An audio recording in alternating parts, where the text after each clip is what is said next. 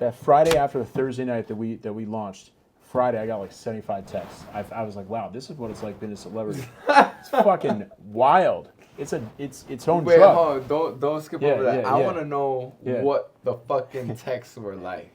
Dude, tell me the text. People that you haven't. Tell me the text. Yeah, I mean, I'm trying to remember back 8 years. Look, it's like people that you haven't spoken to in years being like, oh my God, you're the best. Here's one thing I can honestly say at age 39. I've done enough of this. This has happened thousands of times, up and down and up and down and all around, that I now embrace. You want that?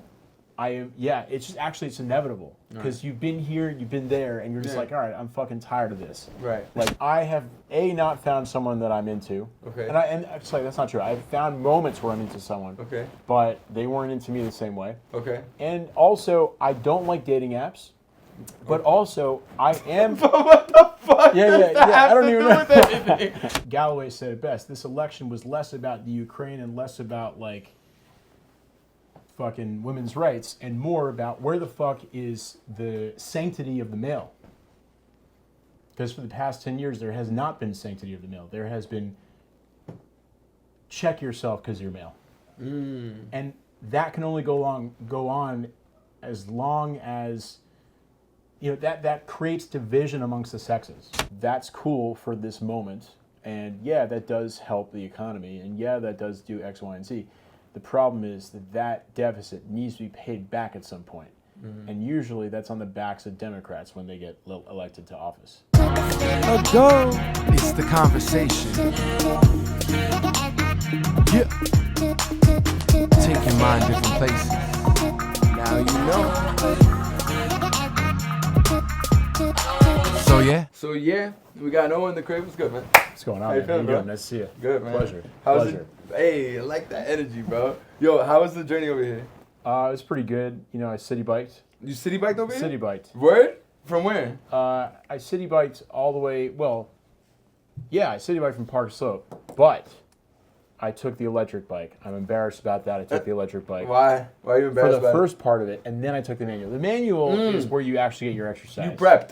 Yeah, the You manual. prepped. You had like a little like, Yeah. you know, like let me take it easy real quick on the hard parts and then I was late. downhill. I was late for an appointment. Okay. I was late for an appointment. I needed some extra oomph and not to be sweating when I showed up. Right. Yo, and bro, I really fucking crack up when I see your page, bro. Thank you. You're fucking hilarious. When Thank you go through these like encounters with these people, is it real or is this staged, bro? At this point, I'm like, what's going on, bro? Yes. Like, I'm looking at this shit like, Yeah, is this real or is this staged? Yeah, 100%. So, all right, it is the most real reality show that's out there. Is it 100% real all the time? Sometimes we have to make entertainment. Right? Yeah. So I'm filming with the people. Like, look, I put up a Craigslist ad, right? Okay. To find my clients. The Craigslist ad said, are you looking for an apartment on a budget? Like, are you looking for an $800 room? And do you want to be in a reality show? Straight up. Now, do I know where they are on that spectrum? Maybe they're more wanting to be on camera, and less they don't give a shit. But all of them lived like in apartments like $800 or somewhere in there. Yeah. So they're all kind of like in that net worth. Right. And do they need one right now? I don't know. But most of them seem like they did. Okay. Okay. And then yeah, we go to apartments, and some of the apartments are available, and some of them are not. I just need an apartment for the show. I'm awful at location scouting. Okay. I was trying to get. I mean, next time we do it, season 2, I'm gonna have someone look at all this stuff for me because I just can't. I suck at logistics. Okay. Certain moving parts that you gotta like. Oh my God, too many moving parts, man. And then this person's like, well, I could do it at that time. Like, oh my God, that person. This, such a mess. And so sometimes, sometimes to film and to set up 3 apartments in a day, one of them falls through, and I need a 4th one, and the 4th one, isn't available. But at least it's the current price is like similar. It's like $800, whatever. So it may not be available. So yeah, we filmed a couple of those where like, okay, I bring someone to an apartment that's not available. I told them beforehand, like, let's have a good scene. Okay. You know what I'm saying? Yeah. But mostly it's real. It's mostly real. It's more real than reality TV. I've been on $1 Million Listing. You do find people homes. Absolutely. All right. Absolutely. Yeah, that shit does happen. Yeah, like, it's not just I am a real estate agent. I'm a real estate agent. Nice. Yeah. So when was the birth of this? I know I'm sure you started real estate and then the idea sparked, or how was this journey for you? Sure. So I started real estate about. We filmed this show. We filmed the pilot 8 years ago. We filmed most of these episodes that you see online now. We filmed them 5 years ago. Oh wow. So now I got grayer hair, and here I am. That being said, yeah. So like I started about 10 years ago. Okay, I started about 10 years ago. I'm 39 now. I was 29 at the time, and I basically just, I was trying to find my way. I was in a rock band. I was in all these things, and my friend from high school, he was like, you should get your license because then you can be an artist and make money, and then the sky's the limit. So for me, I do want to get ahead. I am entrepreneurial, and I thought, you know what, this is right. Like, this makes sense. Right. And I'm also a people person, so I was like, all right, well, maybe I should do both. And then when did the idea come about to, I don't know, just not only pursue this, but keep on going, you know what I mean? The idea of just like, all right, I'm gonna try this, I'm gonna try that, and find your way through it all. Is this something that you just fell on because it just works with your characteristic, that you're a funny guy, you know what I mean? Like, it fell into you in terms of like the real estate, in terms of like it made sense for you, so that lined up. So you just go with lines up with you and then with how you flow, right? I'm crazy. I'm a crazy, like, I'm an odd specimen, okay? I mean, there is some like, okay, like I was in a rock band, in my mid-20s. I was playing guitar. I was doing session work, guitarist, and I was working with a producer. The producer connected me with a band, and I was in several bands in my 20s. And we went down to South by Southwest, one of the bands. Yeah. And I was like sleeping on my friend's, like in my friend's living room for free, like down there. He's a concert promoter, and this is where I'm getting at. He was like, hey, what are you doing with your life? I was probably 27, 28 at the time. No, probably 27. And he was like, what do you do in your life? And I said, well, I kind of want to be a guitarist, and I want to be on TV. I said, I want to be a guitarist. He goes, well, you're doing D, E, and F in this band right now. You're not doing A, B, and C. Like, you guys, if you were really serious, you should be opening up for another band and then go all around the country and really get a name for yourself. We weren't doing that at that time. We were making our record, but like nothing like that. So he's like, what do you really want? Right. And I said, I don't want to be a full-time guitarist touring around. I actually want to be like a part-time guitarist, and I want to be part-time on TV or do something in TV because I made a music video and I loved everything about it. I like to perform in front of the camera. I like to produce it behind the camera and make the music. So I was like, I want to do both. I want to be a guitarist and I also want to make something. Anyway, he was like, well, then why don't you just create a late night for YouTube or something like that? Like, do your own late night show where you get to host and be in the band and you get to produce the whole thing. I thought that was brilliant. So I left the band that I was in at the time, started that show, Late Night for YouTube, and when I produced it, I loved it, but no one else cared. And so that's when I realized, okay, I know I want to produce a TV show, but I got to find a topic that is not just my own, I think it's cool to make a late night for YouTube. Right. I got to find a topic that's well beyond me. It's a bigger, broader topic. Right. At the time, I was getting my real estate license. And then a few months later, I'm talking with my friend Gabriel, and I'm saying I want to create a show that's bold, funny, and like risque, because I want to make some hot content, and I got nothing to lose, because I'm just beginning my real estate career, whatever, I'm young. And he goes, why not create like $1,000 listing? And I was like, that is fucking brilliant. Because there was $1 million listing, and I was like, I got it in an instant. I was like, that's it. Yeah. And we just worked on it like bat out of hell. And I didn't have that much money. I just got my friends together. I knew someone who was a DP, like a cam op. Got another cam op. I had never made something like this before, but I was like, I'm gonna do it. I'm gonna put it together. I'm gonna cobble it together, and we're gonna do whatever we can to make episodes. And we started building. I built a team of 4 people, and we were just sculpting that pilot episode. It took us 11 months. Wow. It took us 11 months. Wow.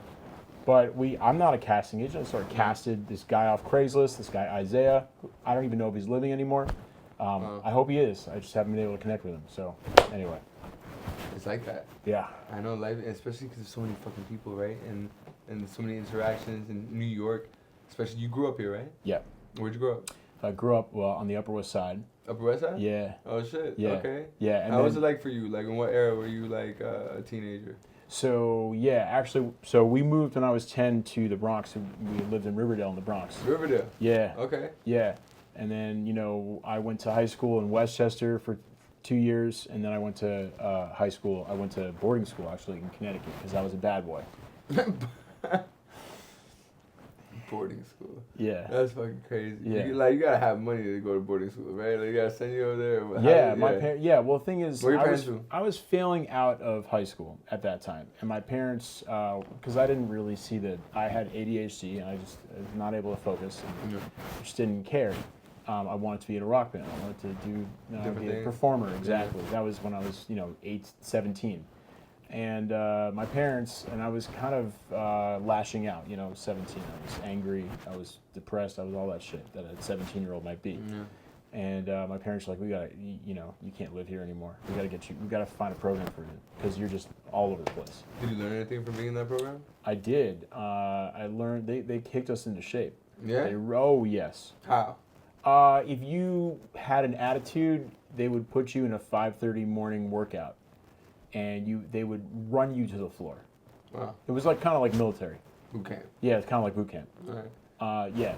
But any morals, discipline? Yeah, absolutely, type of, absolutely. They made everyone sing a song in front of the school when we first had the orientation. What song? Even for me, it was "Stairway to Heaven." Wait, everyone had even if you suck at singing, everyone had to sing. So bro. one song, one Yes. person had to sing one song. Everyone had to sing a song, and how many songs was this? This program was 30 kids or something. Okay, it's a lot of fucking songs. It's a lot of fucking songs, and you sang the first 2 minutes, and that was it. But I remember when they made us do that, I was so nervous that I went up. I was like, I gotta use the restroom. I gotta go to the bathroom. yeah. I gotta use the bathroom. And the guy, this proctor, came up with me, and I was like, yeah, I'm not gonna do this. And he's like, yeah, you are. And he's watching me piss in the urinal, and he's like, yeah, you're gonna do that. You're definitely gonna do it. And I was like, okay, fine. You did? Yeah, I was yeah. So they made us take risks, and they put us in uncomfortable situations, not fucked up situations, but uncomfortable situations. Right. Something that you won't normally do.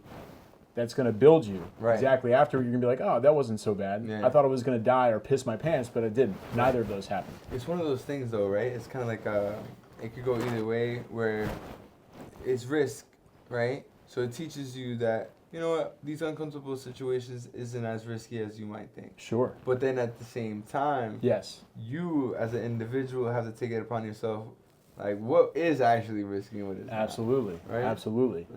Right. And that just what you said, that spectrum changes because you start to your mind changes. You're like, oh, you know what? Actually, a few of these things that I was deathly afraid of before, they're actually not a big deal. In fact, I should go and do them. Mm-hmm. The more reps you get in, like any actor, any like you're doing with the show, the more reps you get in, the more you're like, oh fuck, I kind of want to do this again. Oh fuck, I want to do that again. Yeah, this is gonna be my 96 podcast. That's amazing, man. Yeah, that's man. amazing. I haven't stopped. It's been, I've dropped an episode every week. For over a year. So it's just every time it's different people just reach out to it has to work though. You know, we met through Derek, so shout out Derek Hall, you know what I mean? Derek, and it was cool, it was a cool vibe, but I was like, oh shit, you went through a lot of stuff, man. Absolutely. And kind of want you to take me back to when you were talking about when you got fired. Yeah, sure. And then bring up that whole story in regards of what you went through. And explain that, because that was outside of the camera. The camera hasn't heard that story. So. Yeah, absolutely. So, I was on Ryan's team for 2 years. When we put out this pilot, we put out the pilot in 2016, May 12th, 2016. The next day, it was in the news because we got a couple media hits for it. I interviewed for a couple places, and then the next day it was actually went out to a bunch of other news sources and shit. And he emails me out of the blue the next day. Because my email was on YouTube, and he goes, "I want to be in this show." I'm like, hi, actually find the email. I gotta go digging, but he was like, "Yeah, hey," and Ryan was the star of $1 Million Listing. Wow. So I'm like, "Oh fuck, okay, great. This is," and then a few days later, we got a production company reaching out to us saying, "We want to make a TV show out of this." It was just it was a complete dream. And then the next, like a few days later, Fox 5 and Channel 11 wanted to do video segments about it. It was just the whole thing was insane, and I felt like for the first moment, like that Friday after the Thursday night that we launched, Friday I got like 75 texts. I was like, wow, this is what it's like being a celebrity. It's fucking wild. It's its own Wait, drug. hold on. Don't skip over that. I want to know Yeah. what the fucking texts were like. Dude, Tell me the text. People that you haven't. Tell me the text. Yeah, I mean, I'm trying to remember back 8 years. Look, it's like people that you haven't spoken to in years being like, "Oh my God, you're the best! You're the best! Oh my God, you know, I've been thinking about you this whole time." You know, like shit like that. It's just like, all right, maybe, but like I don't know, man. This, it's a little stretch. Right. It's a little stretch, and I don't know where we're coming from left field. so it really felt like it felt like a drug. Like all this stimuli coming in, and you're just like, how did you take that drug? You know what I mean good by that question. question? Yes. At the time, I didn't know how to handle it. I guess I was 30 at the time, and I got, I would say I had this elation. I think the 30-year-old me, I got really elated, and actually that's a good point to drop off point, because we got this deal with MTV, and then it fell through a year later. While I was on, Ryan asked me to get on his team, so I was on his team. Like I met with him 2 weeks later after the launch. Get on his team, and anyway, but like a year later, while I'm on his team, we had an MTV deal, development deal fell through, and I went from here to fucking like there. Wow. And it was just Well, devastating. why did it fall through? So, I don't know much about TV. I'm learning as I go along, but in TV, that's a common thing. Okay. Like Shit just drops. like a fucking network, right? Like a network like MTV will have they call them projects. Every TV show is a project. So they'll have 20 projects going. Right. And how many new TV shows actually make it to air? A fraction of that. Maybe it's 2 out of 20. Maybe it's 5 out of 20. I don't know, but it's a fraction of the 20. So think about all these people that are lined up thinking they're going to be the next whoever, Right. and they just fall through. It's just a common thing in TV. So I didn't realize that, and also I was thinking, okay, well, you just gotta believe it, and it's going to work out. And I psyched myself up, and then that shit fell through. Why did it fall through? So it took a year, and I think with another thing I've learned in real estate, but this applies to everything. I'm sure you probably know this too. Absolutely, man. Time kills deals. Time kills deals. In real estate, time kills deals. In music, time kills deals. In TV, if this thing keeps going on for months, it gets a little stale. There's a little bit of radio, phone tag, whatever, and then the energy just falls apart. Right. And that's kind of what happened. Shit, man. Yeah. Yo, but I commend you on being so strong about it, bro. You continue through. And you don't fucking say you don't harp on it. You went through that and you use it to create something else, right? And that's what's dope. Now, when you were going through that come up and coming down, right? How fewer text messages were you getting? Oh, way less. Yeah. Way less, man. Right. Again, it's you're relevant, and then until you're not, and then you're just nothing. Yeah. And that's the fucked up thing about Hollywood, about people? anything. Yeah, well, yes, to some extent. It's just people, bro. Man, it's true. Human nature. It's true. That's a good point. Yeah. What are they seeing besides opportunity from you if you're in that light, right? So. Yeah. Well, I think also it's okay, well, now you're, some people who are doing better than others, they're oh, now I see you on my level, now I can talk with you. But then some people are actually genuine and dope about it, and actually that too. reaching out because they're dope people. You know what I mean? Yes. And it's interweaving between that, understanding who is who, Understanding. and then also just living life, right? Because I feel like you ever heard that expression? You gonna what is it? Be kind on your way up because you're gonna see some shit on your way down or some shit. That sounds familiar. Yeah, something like that. But I think there's some method to the madness in all of it. People want to see. I don't know. I guess sometimes there's people want to see other people from a mountaintop, and then there's other people that want to be down to earth with other people. I think we should all be down to earth with other people, but also want to grow. You know what I'm saying? Like, grow with other people. You know what I'm saying? Like, there's nothing wrong with that. It's hard to strike that balance. But yeah, absolutely, because life is life. Nature, fucking people, egos, testing, like, you know, all that. Here's one thing I can honestly say at age 39. I've done enough of this. This has happened thousands of times, up and down and up and down and all around, that I now embrace. Want that? It's just, actually, it's inevitable. Because you've been here, you've been there, and you're just like, all right, I'm fucking tired of this. Right. Like, this fucking, you know what I'm saying? Like, I'm fucking tired of this. Like, and so you sort of, you know, you take the ups, you're like, oh, okay, let's see what happens with that. So, what is this to you? It's where, if you have an up, you're like, I'm not going to go fucking crazy yet, because who knows what this turns into in 30 days. Right now it feels like I'm about to come, but like in 30 days, you know what I'm saying? But in 30 days, I don't know if that orgasm is going to continue. You know what I'm saying? Yeah. And so you get a little bit more like, you know, you get a little bit more pensive. You're like, all right, okay, let's see. Okay, I appreciate all this adoration, but like, let's see if it continues past a few days. You know what I'm saying? Same thing. And then the downs, you're like, you know what? I've been down so many fucking times, and I understand that thinking like shit and telling myself shit doesn't really get me anywhere. And so then the downs, you're like, man, I know I don't need to go fucking too far down, because I've been there and it didn't really help me that much. There are times where it might have, but you just, you know, you're like, I've been devastated too many times to be devastated for the fucking 50th time. Right. Like, for what? For what? Yeah. Especially when you know you put yourself in that situation. Absolutely. Yeah. One thing I want to circle back to what you said before. So I got to tell you a very secret weapon I have in my arsenal. What? It's not all me. Meaning, you said, oh, like, I appreciate you, like, you know, you kept moving after the MTV deal. It's like, you know, your resilience and shit. It's not all me. I have a coach, called a therapist, whatever. Nice. Got a life coach, and that guy, I've been employing him every fucking week. I meet him for every week for the past 9 years. Wow. Yes. And this guy, I shout him out.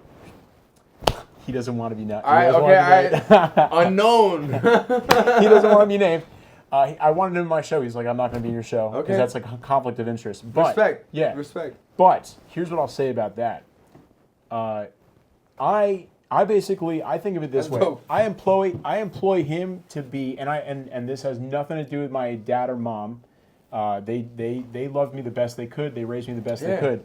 But I employed him to be, I pay him to be the father specifically that I need and want in these artistic situations. Because my father didn't understand what it's like to be like that the thing that makes me wake up and want to go, you know, live another day is I want to create. I don't necessarily want to make a shit ton of money. Right. That's, you know, I am very competitive, but that's not what I used to tell, like, I don't wake up in the morning saying, man, I want to take over Brooklyn in the real estate game, because then I would approach things totally differently. I wake up in the morning and say, what kind of dope ass shit can I create today? You know?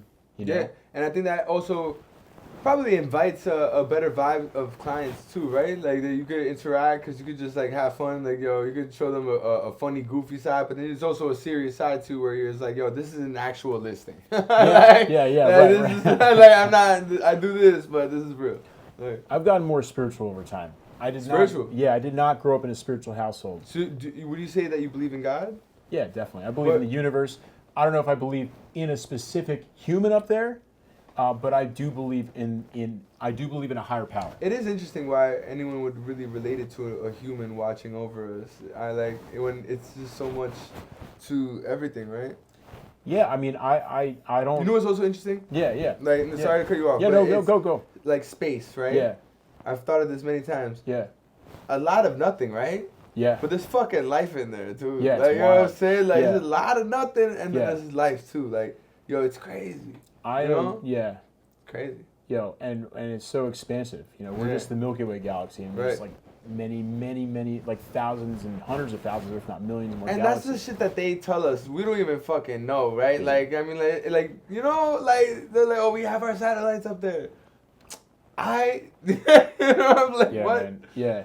It is I don't know. weird. I think it's weird that. How do you feel about all that shit? Like the moon landing and all You these need some things. Celsius for this. Yeah, I know. But it's so conspiratorial and it's just down the drain so many times. But you hear these stories that, okay, we had the moon landing, and then how the fuck did they get that video angle in those times? And what? And how did the thing flap? How was the flag flapping? There was just so much shit, and then everyone's like, oh, okay, and then life goes on.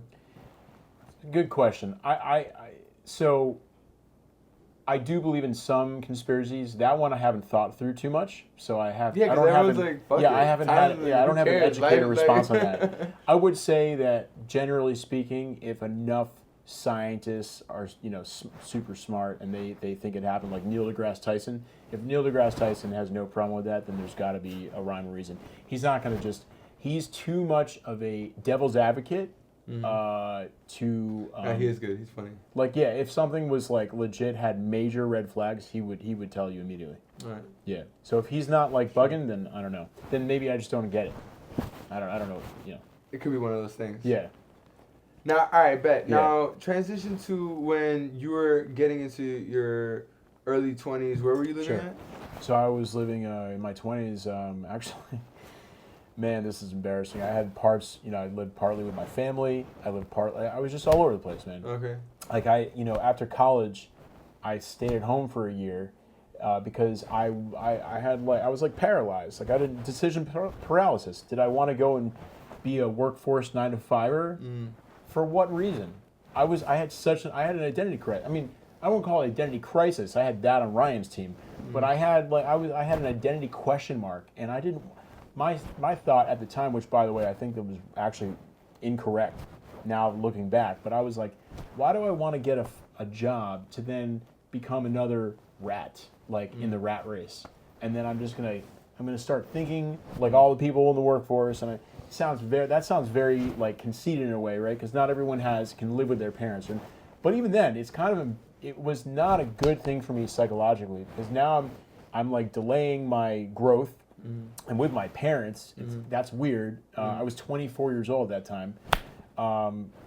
Finally, I started getting out. There were like moments where I stayed here, I stayed there for a couple months, I stayed there for a couple months. I was kind of month-to-monthing it here and there.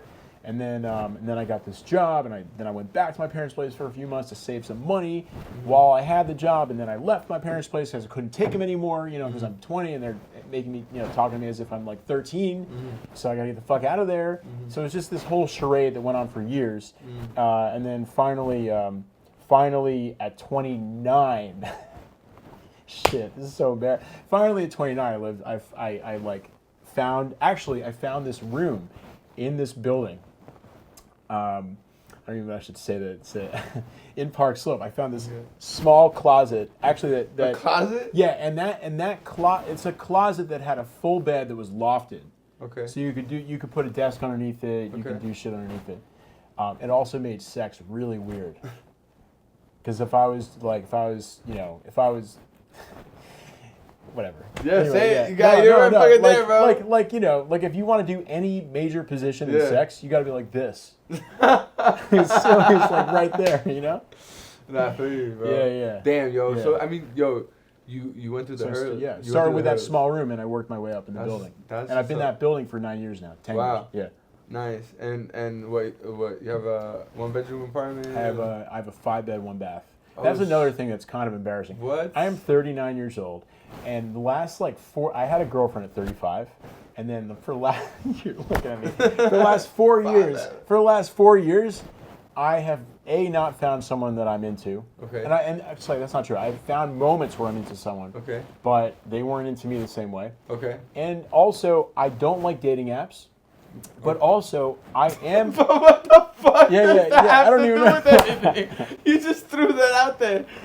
Well, here's where it circles back. Okay. It circles back because I'm not very eligible for the typical woman, right? If you're like 35 and you're a woman, or 34, or even 27, doesn't matter, somewhere in that range, 20, let's call it 27 or whatever, to my age, no woman's gonna be like, yeah, hey, I want to sleep in your bedroom and then share the bathroom with 4 other motherfuckers, right? Like, and by the way, someone else might be using the bathroom and then she's got to take a leak, or worse. And so then all of a sudden That's you're another in factor. a fucking, That's like, another- you're in a bind. That's another factor. I definitely understand that.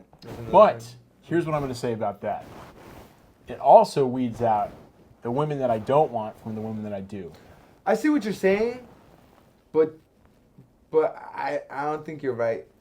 I could be wrong. Yeah, you're wrong. Yeah. You know why? Why? Because like the reality is, Yeah. if you had it, then you would feel different because you would get a different response From what? Wait, what from are you talking about? females. Oh, you're saying if I had like a one bedroom. Nah, if you had whatever the fuck you wanted, motherfucker, bro, like you would have a different response from females. You know what I'm saying? So you would get a different side of them. So you know, for all you know, that girl is like that to you because of how the situation might be. But then you might see a whole different other sweet sides there that you never know. But you're right in terms of like, okay, you would rather get this type of girl so you know what's up, right? Like, so it's honest and it's genuine and it's real. But then I'm saying when you are like, let's say in any type of situation like that, that is when it's the true test. Because you'll see people differently and they'll see you differently. You're talking about if I'm in a relationship. Mm-hmm. No, Sorry, if not went not over in my a head. well, you're not in a relationship, right? Let's say Right. you're looking for The something. last girl I was in a relationship with, I'll just tell you right now, I was 35, she was 20. Mm-hmm. There was a big age gap. I didn't know that she was 20 when she was she was barista at the coffee shop Okay. down the road. She looked like she was in her mid 20s. Anyway, and she's this big girl. Anyway, so where was I going with this? So I learned. So it worked out fine in the beginning, but then I think at some point she started to judge me because she's like, "How am I 20?" Right. She has her own one-bedroom apartment, like the next neighborhood over. She's making a full-time income, Right. and here I am struggling as an agent, real estate agent, Yeah. and I can barely afford a 5-bed, 1-bath Right. to live with roommates and shit. And I think Right. eventually, I don't want to put words in her mouth, but I think that it was a turnoff. It was a turnoff. Yeah. No, I definitely understand. Yo, like it's you gotta be in the right place at the right time, and that's why you can't like wanna or think to have something with somebody when you're not in the right place for it in this society in New York City, right? Because like you can go somewhere else and the cost of living is different, and you might find love because like you know what I'm saying, like on some shit, bro. I mean, you can still find love here too. Don't get me wrong, but it's just like what do you want? You know, like you only have so much time.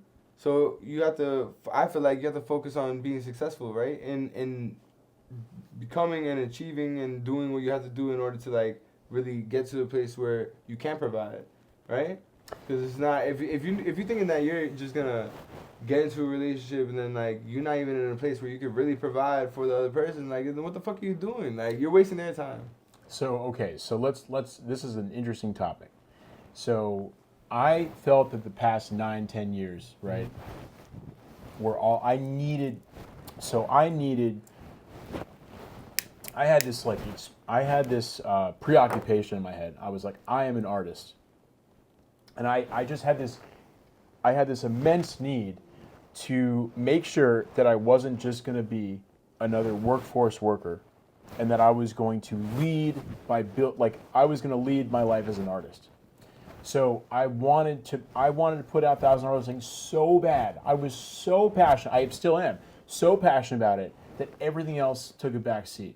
Because in my head I was like, if I don't put out a TV show, Right. if I don't put out this fucking TV show, Right. then I'm gonna be doomed. You know, maybe that's wrong, but in my head I was like, I'm gonna be doomed. And I'm gonna go work a 9 to 5. And the worst thing that I want to do, the worst case scenario, is if I start getting 9 to 5, start making money, I start getting used to the pleasantries, I start getting used to the restaurant visits, I start getting used to the extra money. And then now I need to support that lifestyle. And by the way, my art, oh yeah, that's because I do an open mic at 7 o'clock on a Monday night. I never wanted that.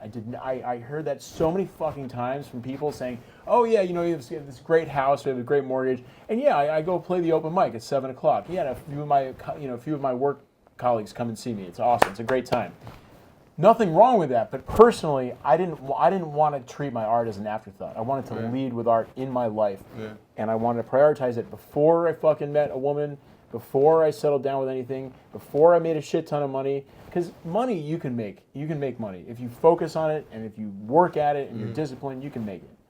But I got an econ degree in college. I could have gone into finance, but I was deathly afraid of going into that track because I would turn into everyone else that was around me. You are your surroundings. And then everything that I thought of with art would be like, oh, next year when I make X amount of money, I'll stop this and I'll do that. I didn't want that at all. I just wanted to prioritize art, and I knew that I was not going to be young forever. Yeah. And and that's what it was. How do you feel now? I'm very fucking happy right now. Yeah? I'm very happy. I was on a phone call with one of my friends last night, and he goes, he was like, because I have this new talent manager, I got all this new shit that's going on. Do I have a TV deal? No, but it's like things are percolating. I've got a few things that are going on. I'm, tomorrow night I'm performing on guitar with a TV exec, who's like going to be singing on the mic. Things are starting to percolate. With some professional basis, professional drummer. I'm starting to really focus on like upping everything from an art perspective, music perspective. Anyway, my friend last night, he calls me up. He goes, and I tell him about the talent manager. He goes, do you feel like you've made it? So the guy calls me last night. He goes, what do you think it's gonna like? When do you think you will make it? When do you feel like you're gonna make it? And I said, I thought about it at the moment. I thought, partly I felt like I've already made it in this last year. It took me until this last year. And because I realized that I don't think it's about making $1 million as an artist or whatever. I don't think everything in this fucking country is about money. And I don't think it's the case. I don't think yeah, it's great to acquire resources. Yeah, it's great to go on trips. Yeah, it's great to afford a fucking Rolex. Yeah, it's great to take some girl out to dinner. Yeah, whatever. But innovation, creation, to do something different, live differently. Spiritually, I am now subscribing to this thing that we are souls in a world full of souls, and this whole life I think, and again this is just where I'm at. It's all soul school. Well, the story the Egg by Andy Weir. No, tell me. You have never heard it? No, The Egg by Andy Weir. It's a good fucking story, Okay. man. Shit. All right, I'll put you on. All right. I'll put you on right now. Cool. It's a good story. I've read this story before on the podcast, but fuck it, I'll do it again. I can do whatever the fuck I want on my podcast. Yo, this is a dope ass story. All right, the story is called The Egg by Andy Weir. You were on your way home when you died. It was a car accident. Nothing particularly remarkable, but fatal nonetheless. You left behind a wife and 2 children. It was a painless death. The EMTs tried their best to save you, but to no avail. Your body was so utterly shattered you were better off, trust me. And that's when you met me. What? What happened? You asked. Where am I? You died, I said, matter-of-factly. No point in menacing words. Excuse me. There was a truck, and it was skidding? Yup, I said. I died? Yup, but don't feel bad about it. Everyone dies, I said. You looked around, there was nothingness. Just you and me. What is this place, you asked? Is this the afterlife? More or less, I said. Are you God, you asked? Yep, I replied, I'm God. My kids, my wife, you said? What about them? Will they be alright? That's what I like to see, I said. You just died and your main concern is for your family. That's good stuff right there. You looked at me with fascination. To you, I didn't look like God. I looked like some man or possibly a woman. Some vague authority figure, maybe. More of a grammar school teacher than the Almighty. Don't worry, I said. They'll be fine. Your kids will remember you as perfect in every way. They didn't have time to grow contempt for you. Your wife will cry on the outside, but will be secretly relieved. To be fair, your marriage is falling apart. If it's any consolation, she'll feel guilty for feeling relieved. Oh, you said. So what happens now? Do I go to heaven or hell or something? Neither, I said. You'll be reincarnated. Ah, you said. So the Hindus were right. All religions are right in their own way. I said. Walk with me. You followed along as we strode through the void. Where are we going? Nowhere in particular, I said. It's just nice to walk while we talk. So what's the point then, you asked? When I get reborn, I'll just be a blank slate, right? A baby? So all the experiences and everything I did in this life won't matter? Not so, I said. You have within you all the knowledge and experiences of all your past lives. You just don't remember them right now. I stopped walking and took you by the shoulders. Your soul is more magnificent, beautiful, and gigantic than you could possibly imagine. A human mind can only contain a tiny fraction of what you are. It's like sticking your finger in a glass of water to see if it's hot or cold. You put a tiny part of yourself into the vessel, and when you bring it back out, you've gained all the experiences it had. You've been in a human for the last 48 years, so you haven't stretched out yet and felt the rest of your immense consciousness. If we hung out here for long enough, you start to remember everything. But there's no point to doing that between each life. How many times have I been reincarnated then? Oh, lots. Lots and lots. And in lots of different lives, I said. This time around, you'll be a Chinese peasant girl in 540 AD. Wait, what? You stammered. You're sending me back in time? Well, I guess technically time as you know it only exists in your universe. Things are different where I come from. Where you come from, you said. Oh, sure, I explained. I come from somewhere else, and there are others like me. I know you'll want to know what it's like there, but honestly, you wouldn't understand. Oh, you said, a little let down. But wait, if I get reincarnated to other places in time, I could have interacted with myself at some point. Sure, happens all the time. And with both lives only aware of their own lifespan, you don't even know what's happening. So what's the point of it all? Seriously, I asked. Seriously? You're asking me for the meaning of life? Isn't that a little stereotypical? Well, it's a reasonable question, you persisted. I looked you in the eye. The meaning of life, the reason I made this whole universe, is for you to mature. You mean mankind? You want us to mature? No, just you. I made this whole universe for you. With each new life, you grow and mature and become a larger and greater intellect. Just me? What about everyone else? There is no one else, I said. In this universe, there's just you and me. You stared blankly at me. But all the people on Earth, all you, different incarnations of you. Wait, I'm everyone? Wow. Now you're getting it, I said with a congratulatory slap on the back. I'm every human being who ever lived or who will ever live, yes. I'm Abraham Lincoln, and you're John Wilkes Booth, too, I added. I'm Hitler, you said appalled, and you're the millions he killed. I'm Jesus, and you're everyone who followed him. You fell silent. Every time you victimized someone, I said you were victimizing yourself. Every act of kindness you've done to yourself. Every happy and sad moment ever experienced by any human was or will be experienced by you. You thought for a long time. Why, you asked me. Why do all this? Because someday you'll become like me. Because that's what you are. You're one of my kind. You're my child. Whoa, you said. You mean I'm a god? No, not yet. You're a fetus. You're still growing. Once you lived every human life throughout all time, you will have grown enough to be born. So the whole universe, you said. Good job. It's just an egg, I answered. Now it's time for you to move on to your next life, and I send you on your way. Wow. Right? Wow. Right? There's a lot of gold in there. Fucking right? A lot of gold. Right? I'm on par with a lot of that. I'm on par. I felt like you were. That's why. I was like, I'm gonna. A lot of that. Yes. I really think that everything we're doing here, there's a deeper thing going on than whatever's going on. Whatever we see, like this, there's a deeper thing. There's a reason why I'm on this podcast. There's a reason why I met you through Derek. Right. And then even just what's going on right now. Right. There's a deeper and a much bigger reason for it, spiritually or whatever. Everything, like even the most inconsequential shit, there's a reason for things. You think like our ancestors knew each other on some shit? I wouldn't. So the thing is, all the stuff you read in there and what you just said, did our ancestors know each other? Right. I wouldn't be surprised if any fucking synergy occurred. I wouldn't be surprised. Like you're saying, oh, you could be, you before you become a god, you're everyone else on Earth. I wouldn't be surprised if that was the case, because we're all one. Like none of this is surprising to me. The only thing that I think was surprising to me a few years ago was, wow, there might be something deeper. Oh, I thought you were about to say the only thing surprising to you was Trump winning. Actually, my coach called it like half a year ago. He was like, it's kind of weird. He also goes on like zodiac signs and shit. He does a little bit of that stuff, which is playing with fire. But that's interesting choice of words. Why do you use it? Which one? Playing with fire? I don't know much about astrology. I'm going to start off with that.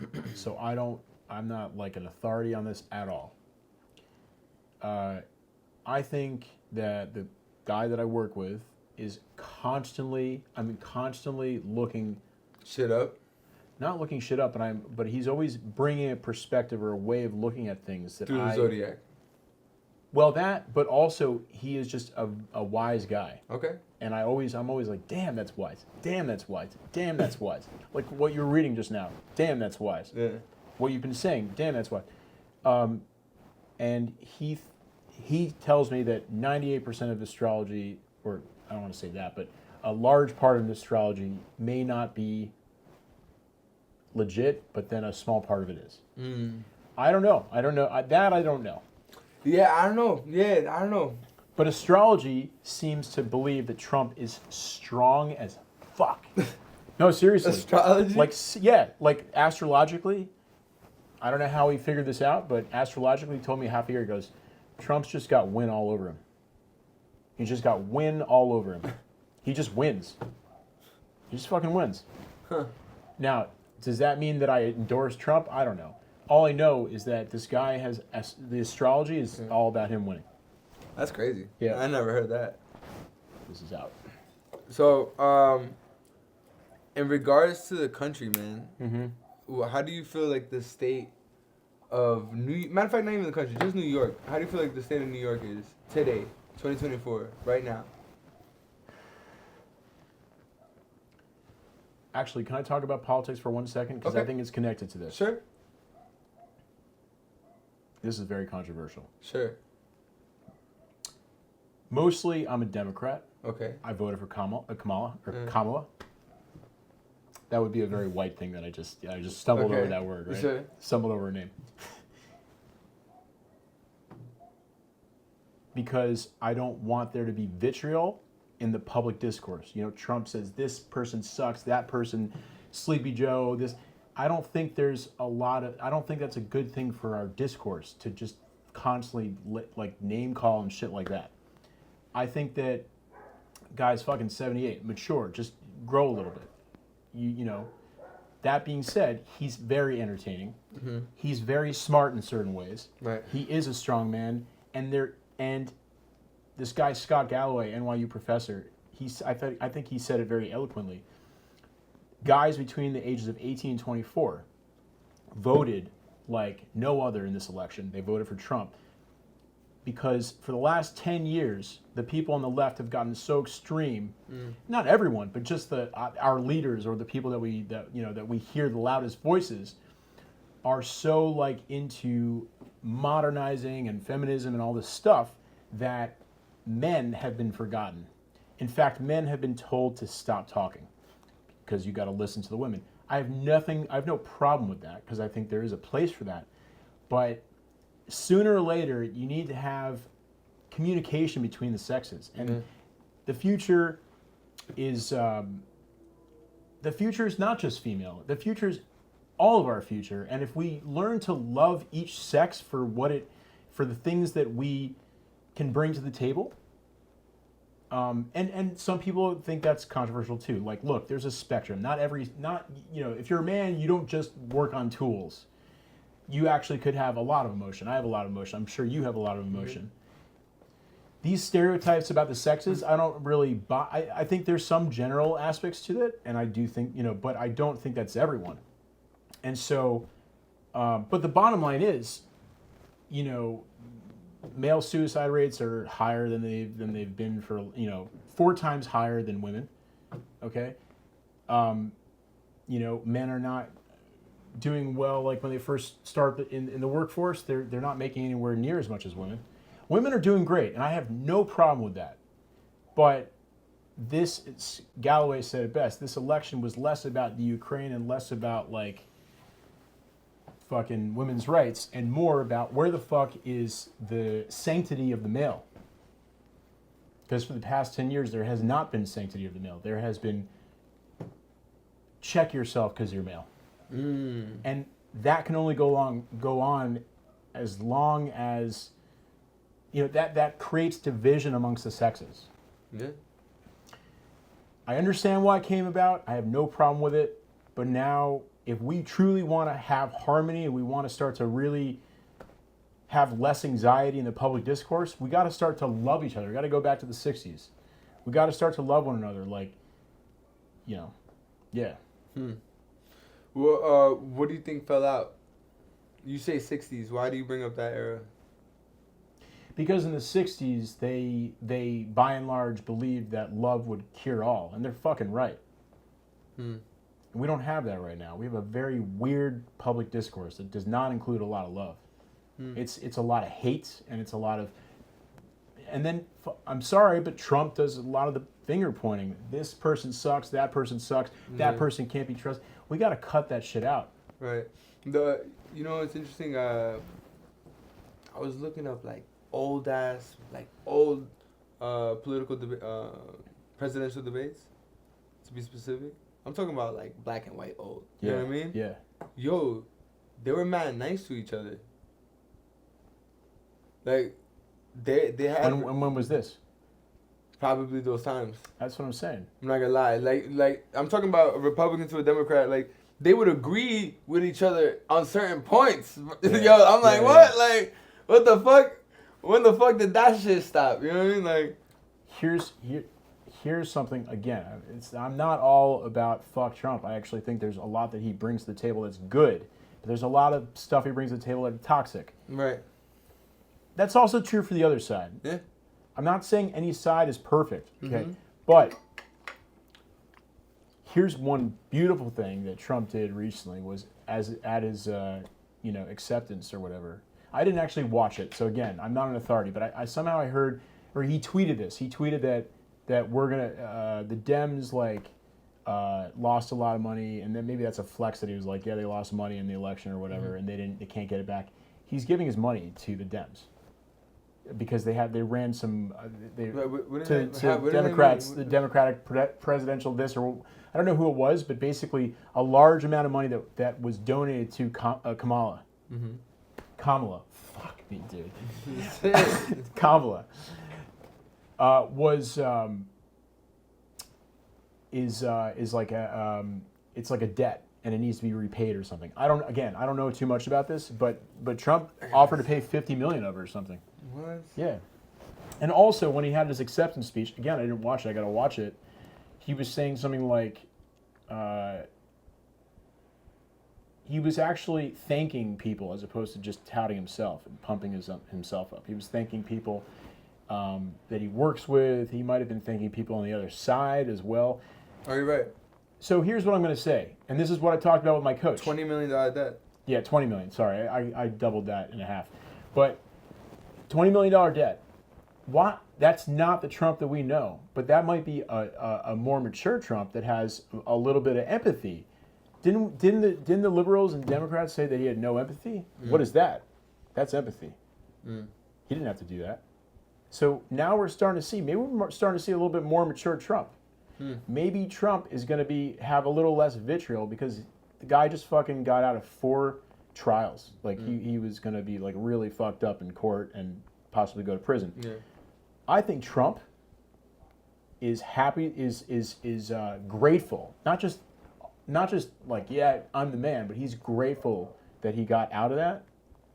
And I think we might see a more mature Trump than we'd ever have imagined in this presidency.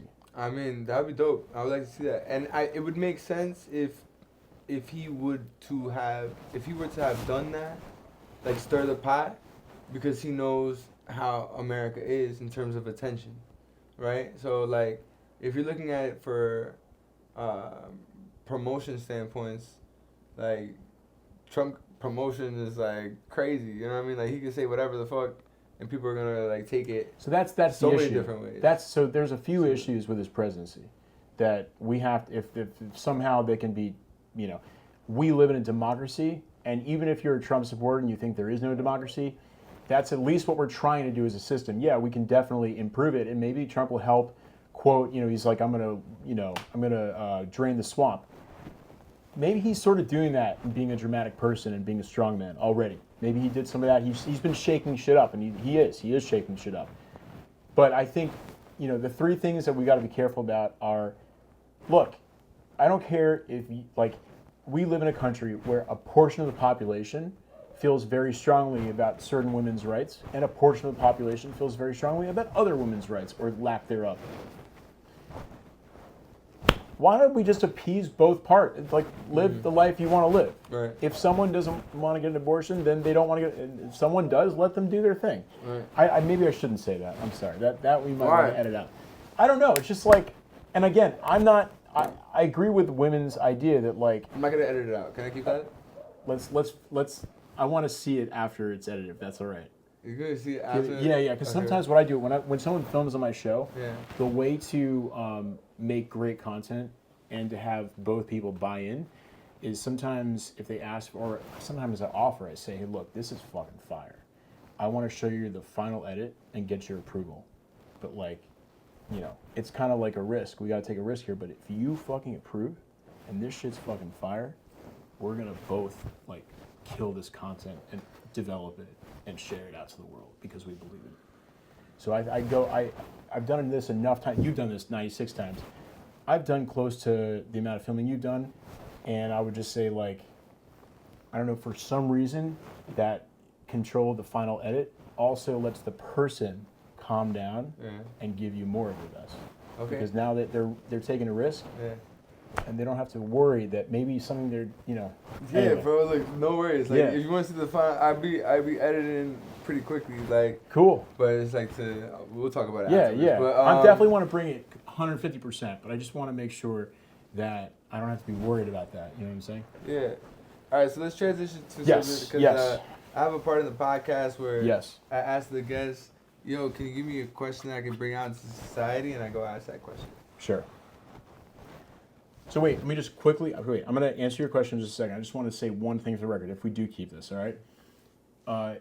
Women should be figuring out what women can have or can't have as far as freedoms, not men.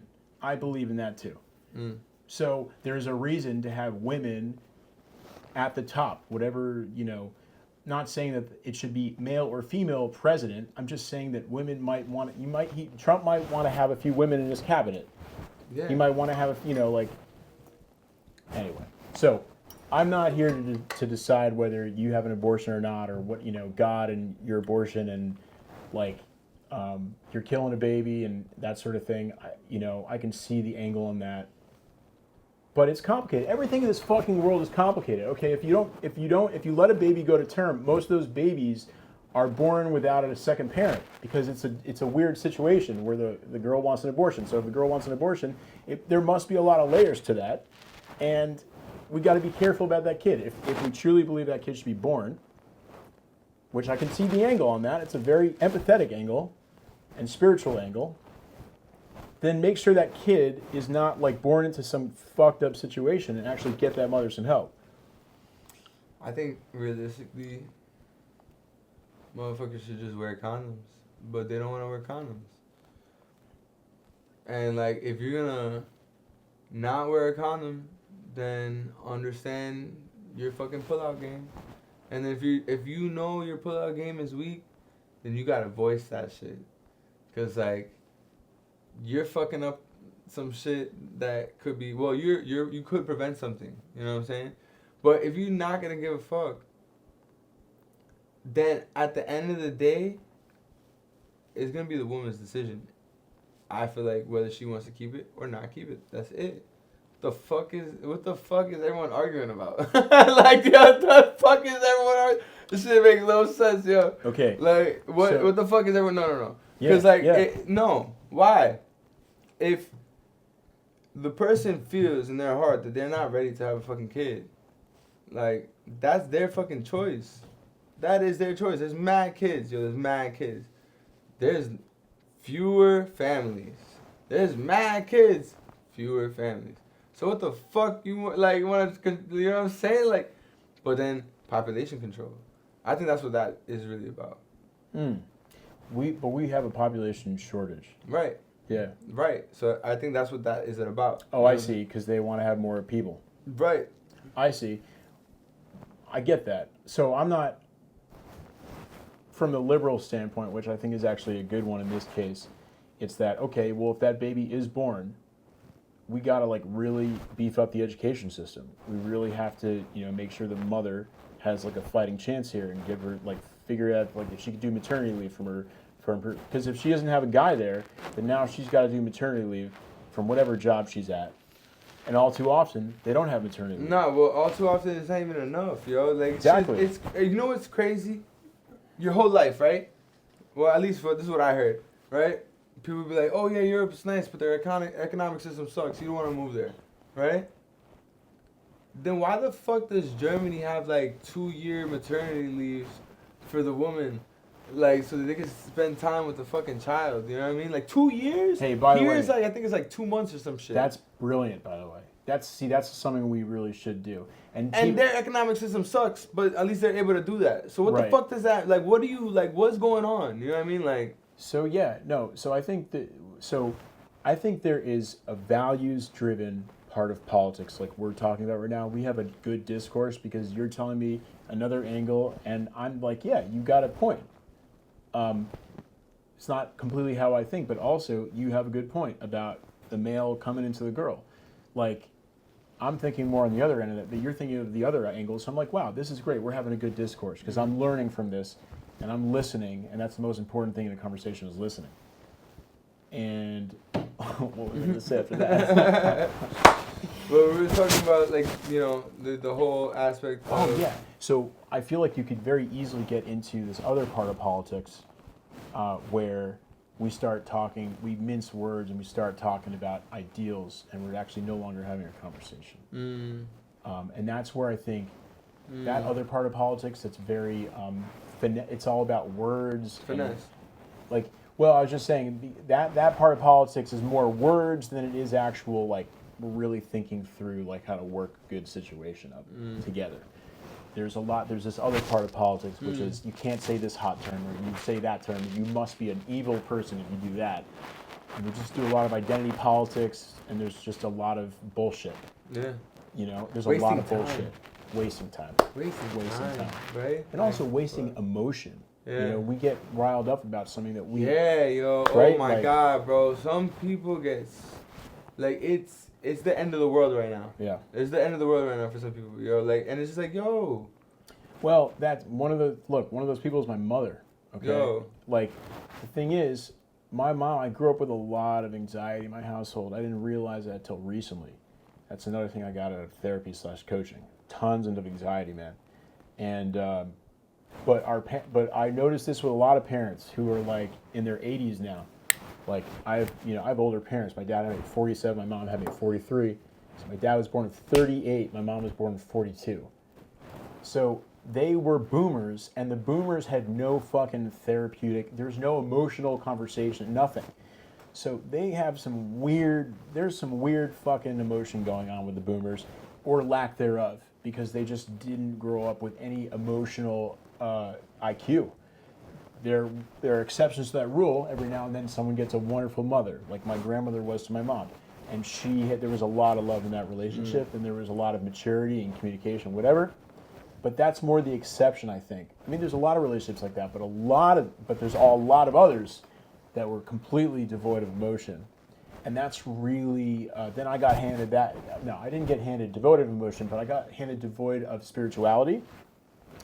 And I also got one of my parents, I'm not going to say who, they had no emotional processing inward. So anything that affects them, rah, ah, ah. And that's what I grew up with, like, subject to that. Right.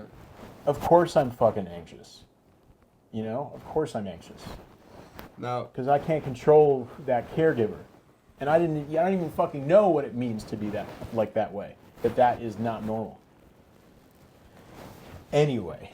no, I come back, that's deep. you know what I'm saying? I come back from all that, I'm learning. So now I'm really circling back to before, like, I think you said, are you happy or something? Or I am so happy now all of a sudden in my life because I feel like I'm sort of came around the other side.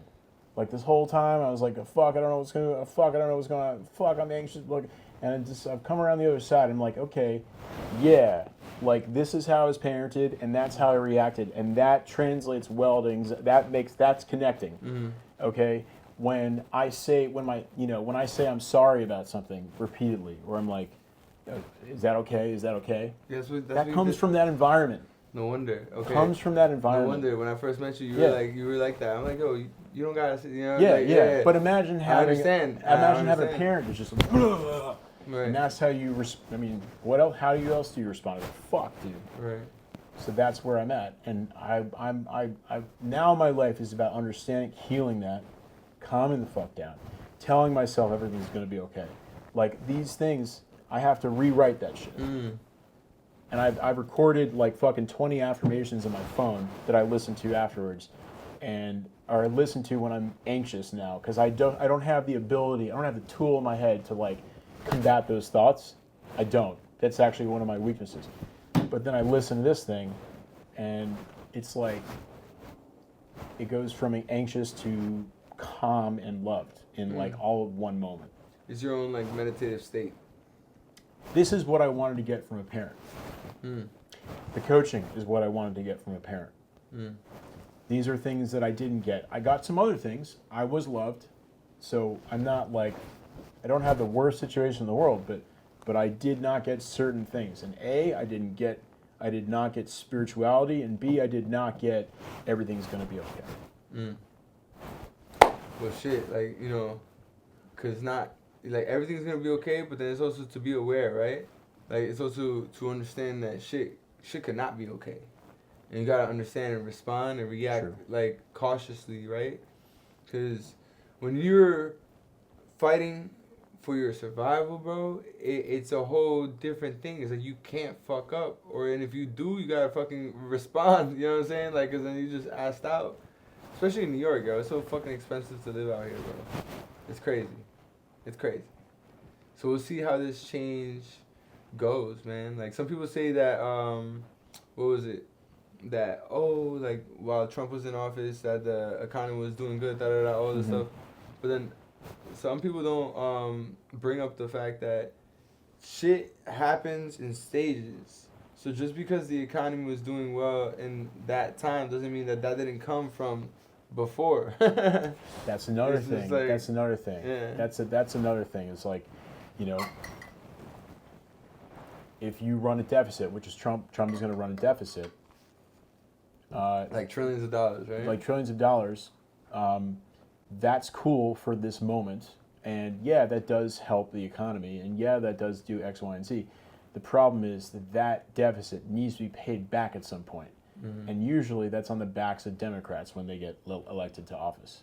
Mm. That's something that's just fact. That's just math. It's math. Mm. It's math. And so and I don't think people are talking. Hopefully they are talking about that. Hopefully they are. And because maybe the positive of deficit is that you pump money into the system and you do all this stuff, economy revives, markets go up. And that theory is, well, that's like trickle-down economics. So if the markets go, if everything goes up, then now we have more money in the system. So it doesn't matter that we have deficit because now we can grow our whole economy, and that will take away the deficit. But they never pay off. There is only a few times that they pay off that deficit in a responsible way. Otherwise, they don't usually pay it off, and then so there's just more and more debt for future generations. And yeah. And the cycle of it. That's why, alright, not to be whole conspiracy mode, but like, yeah. Like sometimes I be feeling like these are just two heads from the same monster. Yeah. You know what I'm saying? Like distracting us. You know, like just like how you just said right now, right? Like you said, this is regular. That they be coming through. They be spending so much money, and then it ends up being on the backs of the Democrats, right? Yeah. That even sounds, that rhymes. Yeah, exactly. Like, it's crazy. Yeah. But, so if this is like that cycle, right? Mm-hmm. Wouldn't you think that ebb and flow would cause that constant distraction to keep some people here, and then some people here? You know what I'm saying? Or should I say it like that? Say it one more time. Like, went over my head. Like that constant cycle. That constant cycle of like, all right, like when these people are in office and they're taking control and they're spending all this money and doing all this and making it seem like it's a lot, right? And then, like, but then it ends up being debt to the backs of Democrats. Right. Okay. That constant flow. Do you feel like that chain of events is what leads to division? Not only division, but like these people constantly being here and people being here? Yes, I think that's just math. I think a big part of it is math, and I think if both sides were to get together and work shit out, we would be a much stronger country. But they don't want to. So now let's talk It's about not why. that I think, yeah. Sorry, keep going. I was gonna say let's talk about why. Because like I think it's really just a lack of effort, right? So if you're looking at, all right, you're starting shit out with people like that don't got much, right? Mm-hmm. Like I don't got much. I'll be trying to start off shit with people that don't got much. Mm-hmm. Yo, like, you know how it is, Mm-hmm. right? Like you'll try to start shit with people, but there'll be a lack of effort. So it's just like, yo, what do? You know what I'm saying? Like I think the lack of effort, though, is similar to when you call someone lazy. Like in this, in psychology, there is no such thing as laziness. Instead, it's usually that you have some emotional thing going on that's allowing you to, unmotivated. But there's a reason for the unmotivation. Right. I see where you're going with this. The reason for the unmotivation could simply be like, I fucking suck. I'm a loser. I'll never have it because I'm never loved and like no one cares about me. That could be the reason for unmotivation. And that mentality needs to be healed. Simple. You're right. I see what you're saying, because without that, it won't invoke anything else that could create, right? Or anything that could make you feel like you could be a part of something. Absolutely. All the above. Right? All the above. Yo, let's transition to, because I wanted to see Yeah, that question. Like, yes. yo, all right, so I go out into society, and I always take the question that the guest gives me. I go out into society and I ask that question. What would that question be? Dude, I'm so bad at craft and like thinking that's so bad at craft. Let's see here.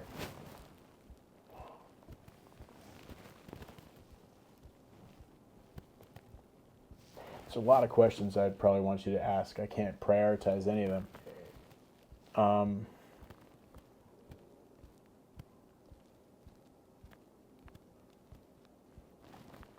Give me a second. Yeah, I'm really yeah. trying to think about this. I get it now. What? Actually, this is something I kind of want to do with you. Like, I would actually want to go and ask people this question as well.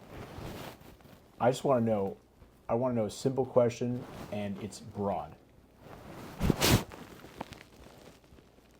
What can solve this? What can solve our problems? That's it. What can solve our problems? And whether that... What can solve this problem that we're in? What can solve society's problems? So I think that as a society, we need to start minding our own business. Stop trying to support other people. Stop trying to give money to countries that don't need shit. We need to worry about our own garbage in our own backyard. And until we do, then we're going to continue to sink into this hellhole. That's political, whether that's fucking emotional, whether that's someone who cares about women's rights, whether that's a fucking Trump supporter who has some other good knowledge that maybe we don't have on the coast. Let's just get all the good ideas that come to the fucking top. And why don't we just treat them for what they are? They are ideas. And I don't care who the fucking messenger is, whether you're a male, female, they, it doesn't matter. Let's just get fucking intellect to the top of the page. So some good ideas to the top. And then let's all agree on the ideas that are good. We can't agree on every single idea, but maybe if we thought just about the ideas and less about the messenger, maybe that would take out the politics side of it. And then we would just be focusing on the good shit. People want someone to deliver it well. They do. They do. But there's, okay, so this is where my dad comes in. I feel like this might be... Even like, think about how we met, right? Yeah. Remember, I was trying to present, and I was like, nah, let Derek fucking like present the story, because he delivers it fucking well. Why the fuck would I do it when I know that he presents it to the T? You know what I'm saying? But I asked you to do it a few times after he had spoken. Yes. And you know why? You know why? Yeah. Because you can be presenting something to the T, which is accurate. Let's say he's incredibly accurate, but you can also you can present it in so much detail that your audience start to lose your audience. Like if I'm reading you a manual about about your fucking TV, Right. eventually you're gonna lose me because I'm going through some bullshit in the manual. Right. And that's kind of When you- that's when- Derek. when you- Derek is speaking the manual. You're like, yo, put that plastic thing in the back of the thing. Like, and then it's like, all right. Take this 1/4-inch thing connected to that so that you can run this program and like the batteries are this. The point is like at some point you're gonna lose focus because he's so accurate. He is a manual, and that's where you come in and you bring it back down down to This was earth. funny. But so what would be your response to your question? Like, what do you think would be the answer to our problems? I think the only answer is to ask other people, and the reason is because I know in the best work that I've ever done, all of the best work I've ever done, it requires a lot of people to bring their own intelligence to the table and their own like passion to really like their own whatever they're really good at. There's a phrase out there that I want to Google, but like basically, you are. Fuck. I mean, I really want this phrase. Can I try to find this phrase? I'll just say this. You get, you put out genius because you get, if you're good at getting a bunch of geniuses to the table, then in different ways, like my editor is the best fucking comedy editor that I'm aware of ever. How like, come? ever. Why? It's for me though, right? Personal to me, because this is subjective. But to me, he and I, we've built enough of $1,000 listing now that we created something from dust. And he totally gets my fucking comedy, and I totally get how he edits, and I'm confident about it. Get it. Chemistry. Yeah, I'm all about that, man. Like, for real. If it doesn't work, it doesn't work. But then when it works, it's fucking dope. And there's so much traction. And there's a phrase about how when a lot of talent comes to the table, and then you're, let's say you're the head of it, and you put it out there. There's a phrase about how your output's going to be better based on how many more pieces of talent you have at the table. Yeah. So that's why I don't claim to know the answer. I would get the answer from 5 or 6 people that I really was confident for different reasons. Right. Now, that's why my question to you is, or that's why I think the best question to ask everyone is, how do we solve the problem? Because they have their own idea of what a problem is. Could be anything across the board. B, you get them to be creative because there's not much of a pressure there because it's an open-ended question. So now you're getting the best ideas, the most pressing ideas, the shit that everyone's preoccupied by, coming up to the surface, and now you build out a whole fucking podcast on this. well, now the thing is, the reality hits, right? People are always gonna go through their certain perspective that they're caught up in, that they're born into usually, or sometimes they grow out of, or sometimes, what is it? They say that there's a lot of people who are like politically unhomed, or like what I mean, they're not really feeling like a certain way with anybody. Like some people want the Green Party, you know what I mean? Some people, there's just such a variety of different people. You know what I'm saying? And they follow through to what's in lining with what they feel, So it does get very, I would understand how it could get very difficult for everyone to be happy. You know what I'm saying? But here, I think the difference is that if you, yes, all that, and then I'm going to add that if you get a lot of people talking, like you ask them openly, like how do we solve the problem? And they start talking about whatever, like women's rights, and it's one angle of it, and then there's one completely different. You're going to eventually interview the person that's got the different angle. But for both parties, they're challenged when you ask that question to come up with anything they're most preoccupied by. And usually when someone is preoccupied about something, they've thought about it a lot, and they might want to put their best foot forward, not to look like an idiot, and they might want to give you the best thing they've been thinking about lately. And there you get it from both ends of the angle, and then you actually, now you got, like, you're really building an interesting knowledge base because it doesn't exist on the internet. That's true. Well, I think that at the end of the day, Yeah. people just lack love. Right? Like love, understanding, patience. Like all the boring things that people don't necessarily want to learn are the things that are good for you in your life. Okay, I'm gonna add to what you just said. When you said a lot of times people lack love, right? I want to use a different word to describe that. I want to say a lot of times people are, like, if love is right here, they've got some other emotion that's getting in the way. So, like, Anger. whatever, Frustration. stress, anger, hatred, anything. Yeah. We got to deal with that. Yeah. And then when we start working on that, then we'll get down here. It's true. That's the baggage. That's the only way. That's the fucking baggage. Right. That's the baggage of my youth. Right. You know. Now, where do you feel now in terms of? Because you said you're happy, you know, but what's something that is still a constant dream, or still something that you want to obtain now while you're alive? It's a good question. So Tony asked me last night. He goes, like, do you think you've made it, or when do you think you're going to make it, and so forth. And I think this is a good answer to your question. I think so far I'm lucky. I'm much happier. I am a happier version of myself. I don't know if that's going to stay, but it looks pretty promising.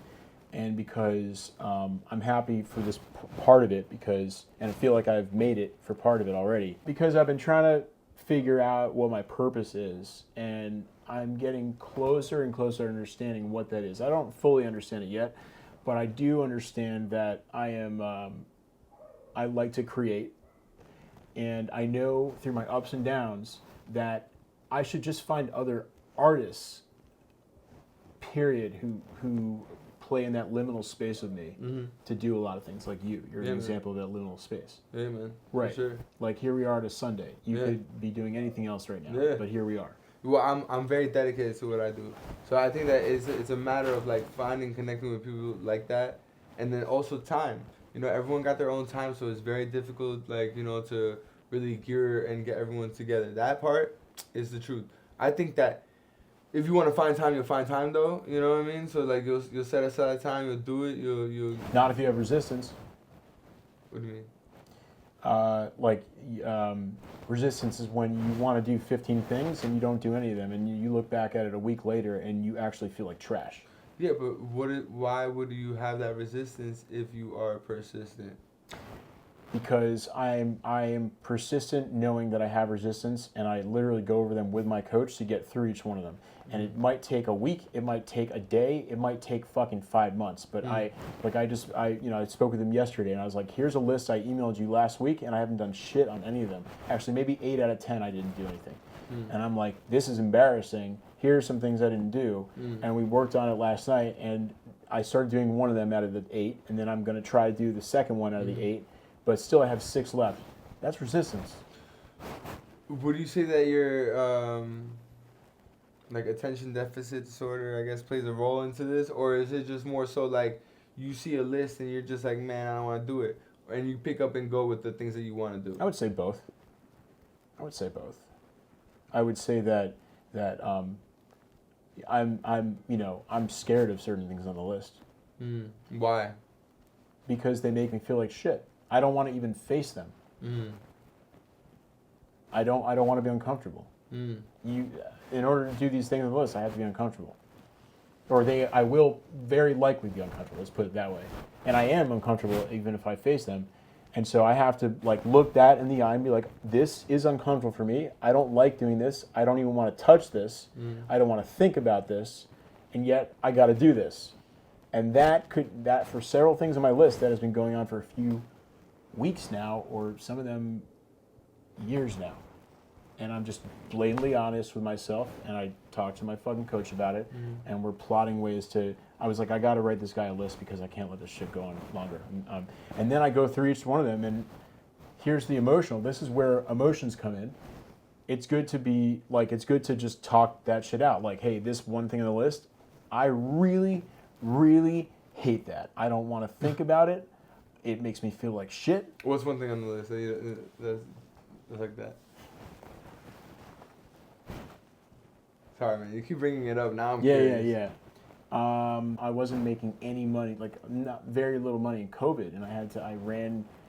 I don't know. Just the bottom line is my financials. I am shoring them up. I worked on this with my coach last night as well.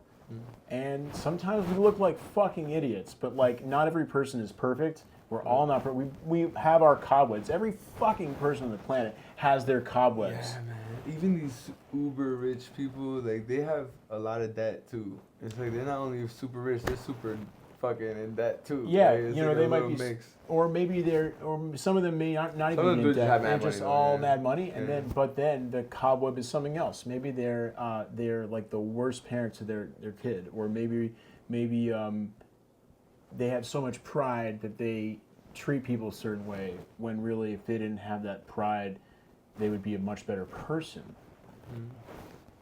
Everyone's got their excesses. Everyone's got their cobwebs. The word is everyone has a shadow.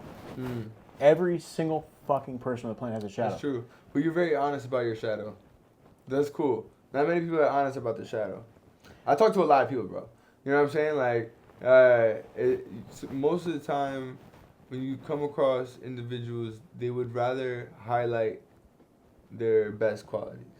You know what I'm saying? And with me, I'm also the type of person, like, let's say if like you're a friend, or like I'm talking to like a girl seriously, I'm gonna be like mad up front. I'm gonna be like, this is how I am. This is what I'm dealing with. This is me.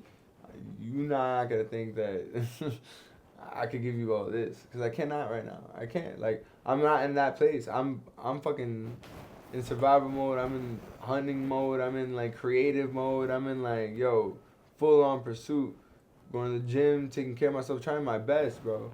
Trying my very best. But I want to be in a better place financially before I even think about like having a girlfriend, starting a family, doing all that. Because I want to be in a good place. I don't want to be like thinking about, oh man, what could have been, or how I'm going to be able to provide. Sure. You know? I totally feel that. Like, both, you know? Look, I totally feel that. I know you went through it.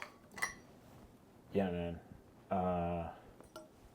I'm also in a place where I can. Do you feel like you have one that got away?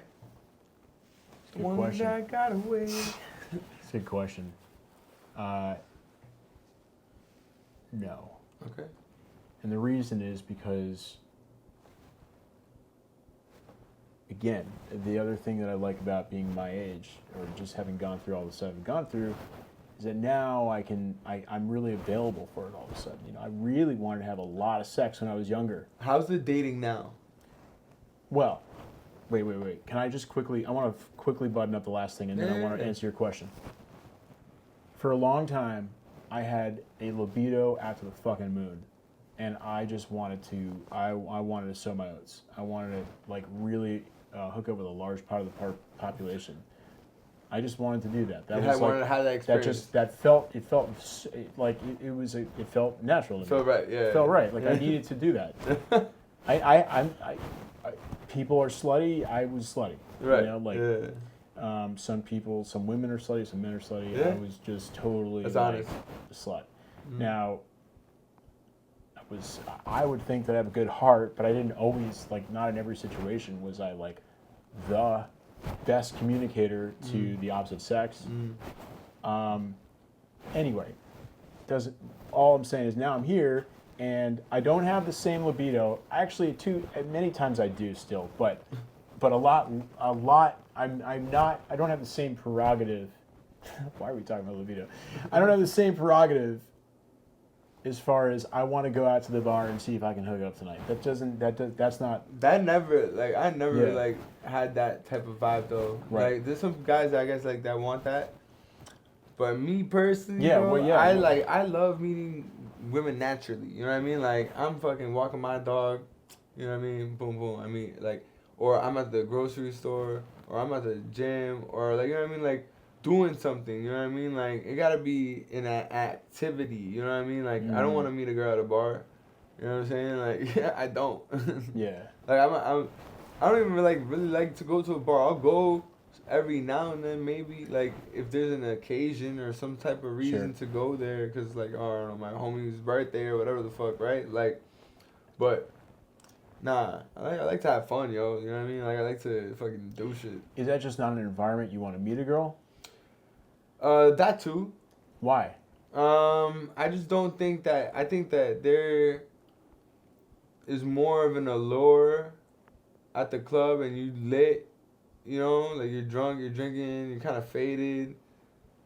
I think that you could, don't get me wrong, you could still be attracted to someone, but if you're clear-minded and you're just going about your day and you're doing your best to provide for yourself in your day, and like you see somebody else doing their best, providing for their best in their day, I think it's just more like, and you find them attractive, you know, and you want, like, that is like more, I think, of someone you would want to approach if you're trying to like take something seriously, than it would be to. You're right. Like, You're right. yeah. You're right. I have not done a good job of that, or I haven't. You know, that hasn't really happened in my life that much recently. Are you scared? You pussy? It's a good question. I don't want to immediately have a knee-jerk reaction. Here's what I'll say.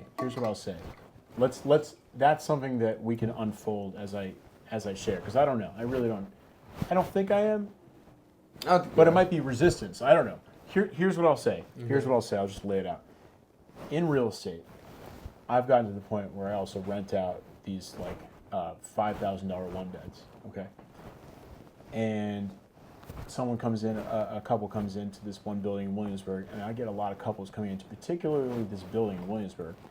And this is not my area. Like, I live in Park Slope. I live way more cheaply. I don't live in a new building. I don't have washer and dryer, all that shit. But here I am renting this shit out. So these couples come in, and I've really started to pay attention in the last year or so to the dynamic between the two partners. And I will say, across the board, there's a few things that I realize now I didn't have in my relationships. So a couple of things across the board are, neither partner seems to have an overwhelming ego. They are kind of a pair. They sort of dance in conversation. Oh yeah, what do you think of this? Yeah, I think that's great. It's sort of this partner. Symbiotic. Yeah, symbiotic. That's one thing. The second thing is, because I'm straight, these women, they come in and they are deliciously present. Hey, how you doing? Nice to meet you. You know, whatever. I used to think that was kind of goofy and shit, or lame, but I am goofy. What I would say is, as lame as I thought it was. Okay, here's one more thing I want to add to this. Yeah. For whatever reason, I have had a string of relationships with avoidant attachment women. I read this book called Attached. Ooh, say that again? Yeah, Slower? yeah. So I read a book recently called Attached that talks about people's relationship styles. Some people are secure attached. Some people are anxious attached. And some people are avoidant attached. And for whatever reason, I'm attracted to women who are avoidant attached, but it connects to my childhood. But anyway, yeah, what were you gonna say? Explain that characteristic. Sure. Yeah. I'm gonna butcher this because I'm not a scientist, or psychologist.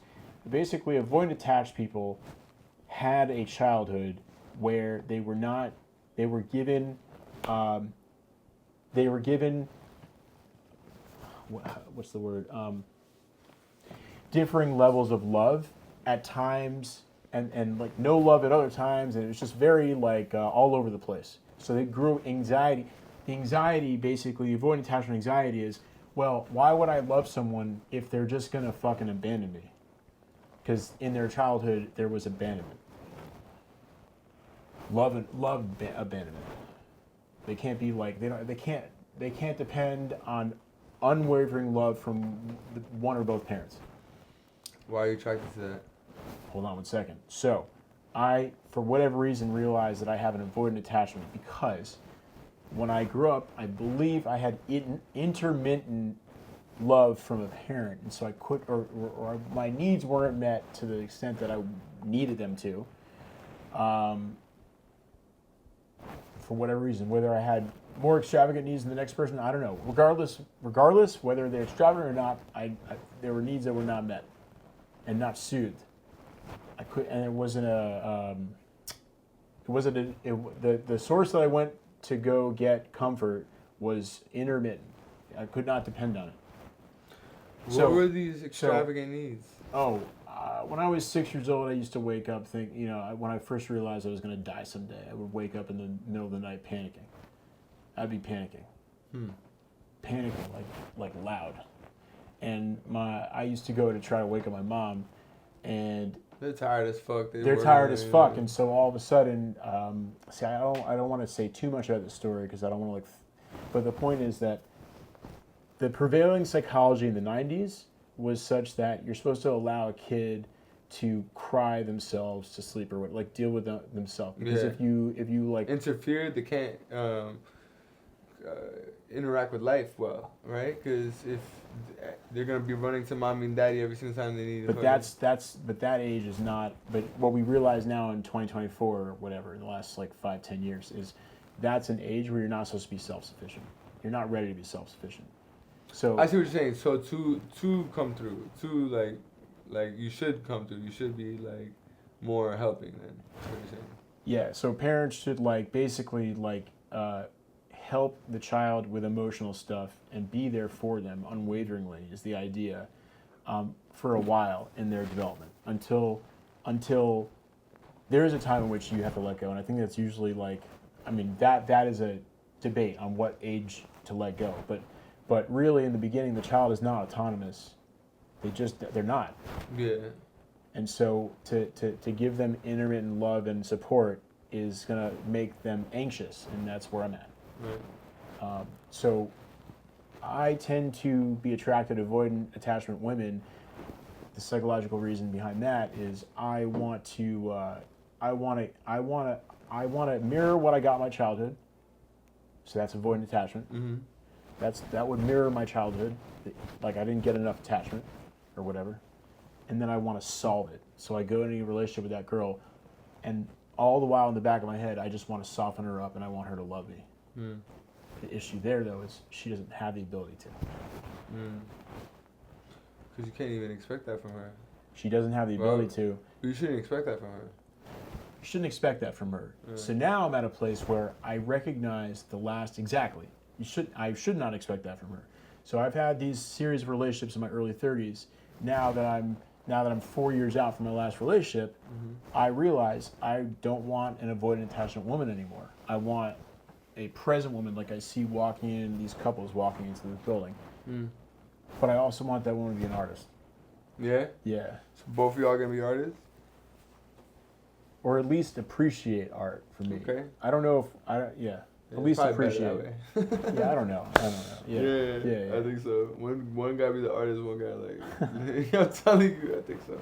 But all right, bet, yo. So what's something that you would tell your younger self?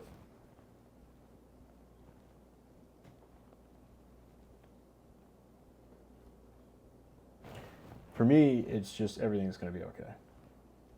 I heard that one. Yeah. That's important to you. I have to say that now all the time, but that's what I would try to. I would try to, if I could go back in time, there would have been an earlier point. Yeah, there would have been even age 6. There would have been a lot more. Everything's gonna be okay. You bring up age 6 a lot. This is a pivotal point for you, huh? Yeah, no, I fucking worked it out in therapy, man. Yeah. Age 6 is really where I grew my anxiety. Wow. Yeah. But that's not all my parents' fault. It's just I woke up to the reality of my mortality, and everyone got their own individual thing that they gotta go through. Yeah, exactly. You know what I mean? Your parents can only do as much as they can. Exactly. And that's their part. They did that. You know what I mean? Yeah. So it's the rest is on you, man. You're your own individual. You gotta go do your shit, I think.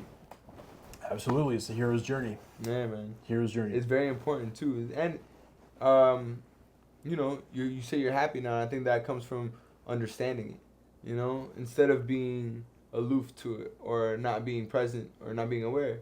You know, like whatever word you want to choose within that. But it's just a matter of understanding your situation, accepting, and then moving forward, right? Because shit, people can go backwards all the time, but that doesn't do shit for you. It's a good point. You know? It's a good point. Yeah, there's just no fucking way that I would be where I'm at mentally if I had not done the coaching for the past 9 years, because I would naturally have not finished the fucking show. No way. No way. And you said you got something coming up. You gotta leave soon. So what is that? Oh yeah, I'm working. So I'm also I would call it, I'm a professional guitarist, and arguably as well for a bass. I can play them. You know, if a rock band can't, basically, yeah, if an alternative rock band, let's call it, alternative being because it's just slightly easier.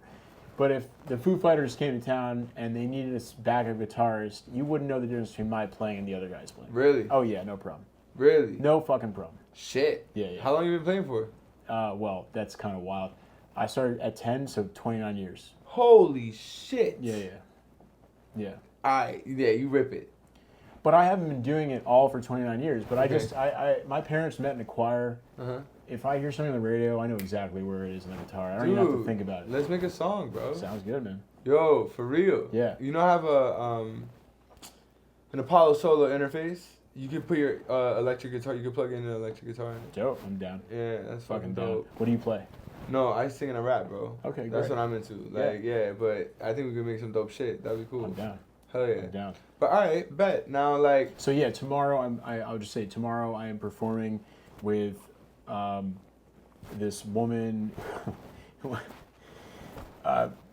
Whatever. I don't know if it's, but anyway, I'm performing with a woman who I know through a friend of a friend. Okay. And she just put out a single. Okay. And, you know, it's not my band, but I'm just like happy to be doing, you know, I call it professional guitar work.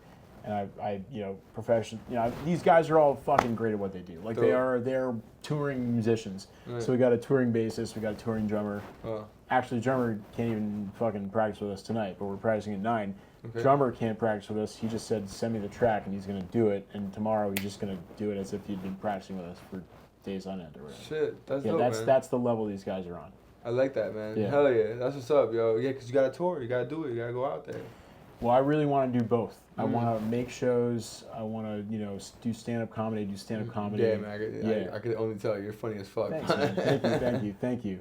I mean, this has been a rather serious conversation. Yeah, but you have your funny ass moments. Yo, you guys got to tune into his fucking IG.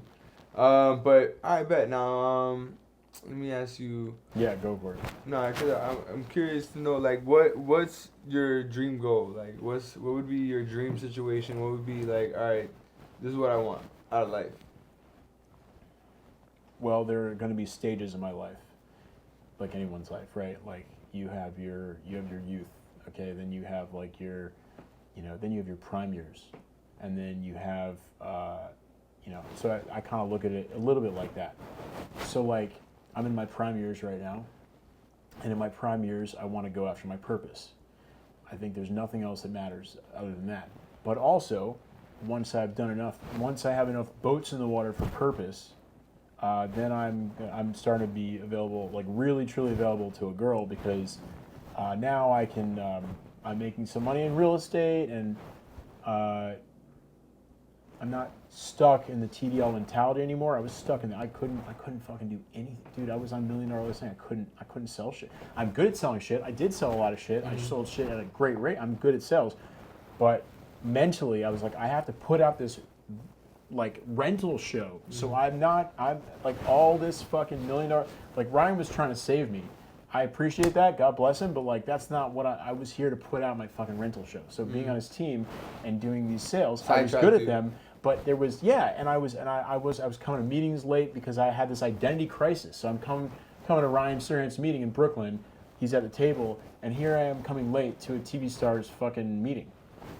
And that is because I wasn't the right time in my life to be doing the $1 Million Listing. I wanted to put out my rental show. Right. That comes back to what we're talking about now, which is that I feel like I have enough boats in the water with this $1,000 listing show, and then I also direct a car show now, we just signed to a major production company, and we go around the world and we locate the two hosts locate classic cars, get them refurbished all around the world, and bring them back to the States for clients who want to buy them. And I go film that. We've made a great fucking show. Dope. Yeah, we made a fucking great show. And I direct it, I produce it, and also I appear on camera sometimes as this director, help working. So it's the whole thing. And again, so I'm feeling good about it. So now I got 2 boats in the water, $1,000 listing. We got this other show. Right. It's called Motor Riot. Motor Riot? Yeah, one of the 2 hosts, used to be the car mechanic for Paul Walker of Fast and Furious. And the other host is a friend of mine who's a fan of $1,000 listing. And was a touring guitarist in a band called The Drums. There's just my life. To answer your question full circle, my life has synergy now. I have purpose. I got my 2 boats in the water. I've got the other stuff going with stand up and whatever music, and then now I'm becoming more available finally for a woman, because now I'm like, okay, I don't have to worry about that shit anymore. Yeah. I had to worry about that for the last 9 years. Yeah, now that's going. Anyway. No, that's good. You bring up a good point, bro. And that's why you're in a good space for it. Now you can't. Now is mental, because to find the right woman, you can't look for it. It kind of comes to you. That's correct. That's why I don't like dating apps. You can't look for it if you're looking. I don't know. I don't know why you bring that shit. Yeah, up. Dude, I have so much shit around. Do you hang around people that just are constantly on dating apps? Is that what it is? I know a decent amount of people that are. You keep bringing it up. And the thing is, look, I'm telling you, I'm getting people outside. A lot of people have married through dating apps, and I don't want to say shit about that, but I will say this. Personally, when I go on a dating app, I feel like absolute trash. A, I'm not matching up with women I'm attracted to. Okay. And B, I'm not getting, women get hundreds of hits. I don't get shit, bro. I get the most random shit, and maybe it's because I'm not doing my profile properly, but I don't want to fucking learn how to do a profile correctly. I just want to be myself in the world. You know what I'm saying? The whole thing is weird. I don't want to fucking work on a Hinge profile. No, you gotta take a picture eating at a restaurant. You gotta do activities. And then the other thing that really bothers me, every woman, not every woman, but a lot of women, they're like, well, I like wine, I like cheese, I like beaches, I like traveling, I like coffee. Right. Okay, well. But the thing is that look, and this is at the that's end. That's not what I want to love. I don't want to love that. I get that. Yeah. But at the end of the day, they're gonna get that. You know what I'm saying? Meaning? They're gonna get that, regardless. You know what I'm saying? So now, plot twist, right? Yeah. What if you got that? What if I got that girl you're saying? No. What if, alright, you're not getting what I'm saying. Yeah. Alright, so alright. They want those things, right? Yeah. And they're gonna get those things. Oh, I see. And what if they met me in those places? Right, because you got that at that time, or whatever, you know what I'm saying? Then you're gonna be inviting to it, because you know what? You got that. But then you don't got that right now, right? And then you're gonna be like, I don't want that girl. But you wouldn't want that girl if you had that, bro. Okay, so shut the fuck up. You know what I'm saying? You get what I mean? You get what I mean? Wait a minute, you get what I mean, though. I do get what you mean, but I want to add to that. Okay. I am, they say, you are where you're supposed to be. Mm-hmm. That's how I feel. I am where I'm supposed to be. Mm-hmm. I agree with you that eventually that's going to be coming up. All the pleasantries are going to be coming up because there's going to be more and more success in my life. This is the year of success. I put that on Instagram. It is the year of success. Shit's fucking going nuts in my life. Everything is going left. Everything's gone. I've on 3 different buildings. I fucking the third building I'm on in Long Island City. They're like, we like this enough that we want to put you on a sales project now. And now I'm finally like, oh, I guess I could do that. There's a part of me now that's like, oh, because I got all this other shit going on. Okay, I'll give that a shot. I'm good at it. But I actually have a little bit more space mentally to do that now because I got around the hump of getting my art out. Got you. Shit, bro. You went through it, man. Yeah. You went through it, and I'm glad you fucking did, man. I'm glad you're here to tell this fucking story, bro. Yeah. For real. Yeah. I feel like we could keep on talking for hours and hours, but I know you got shit to do, and I got shit to do too. Yeah. But, so I just want to say, do you have any questions for me?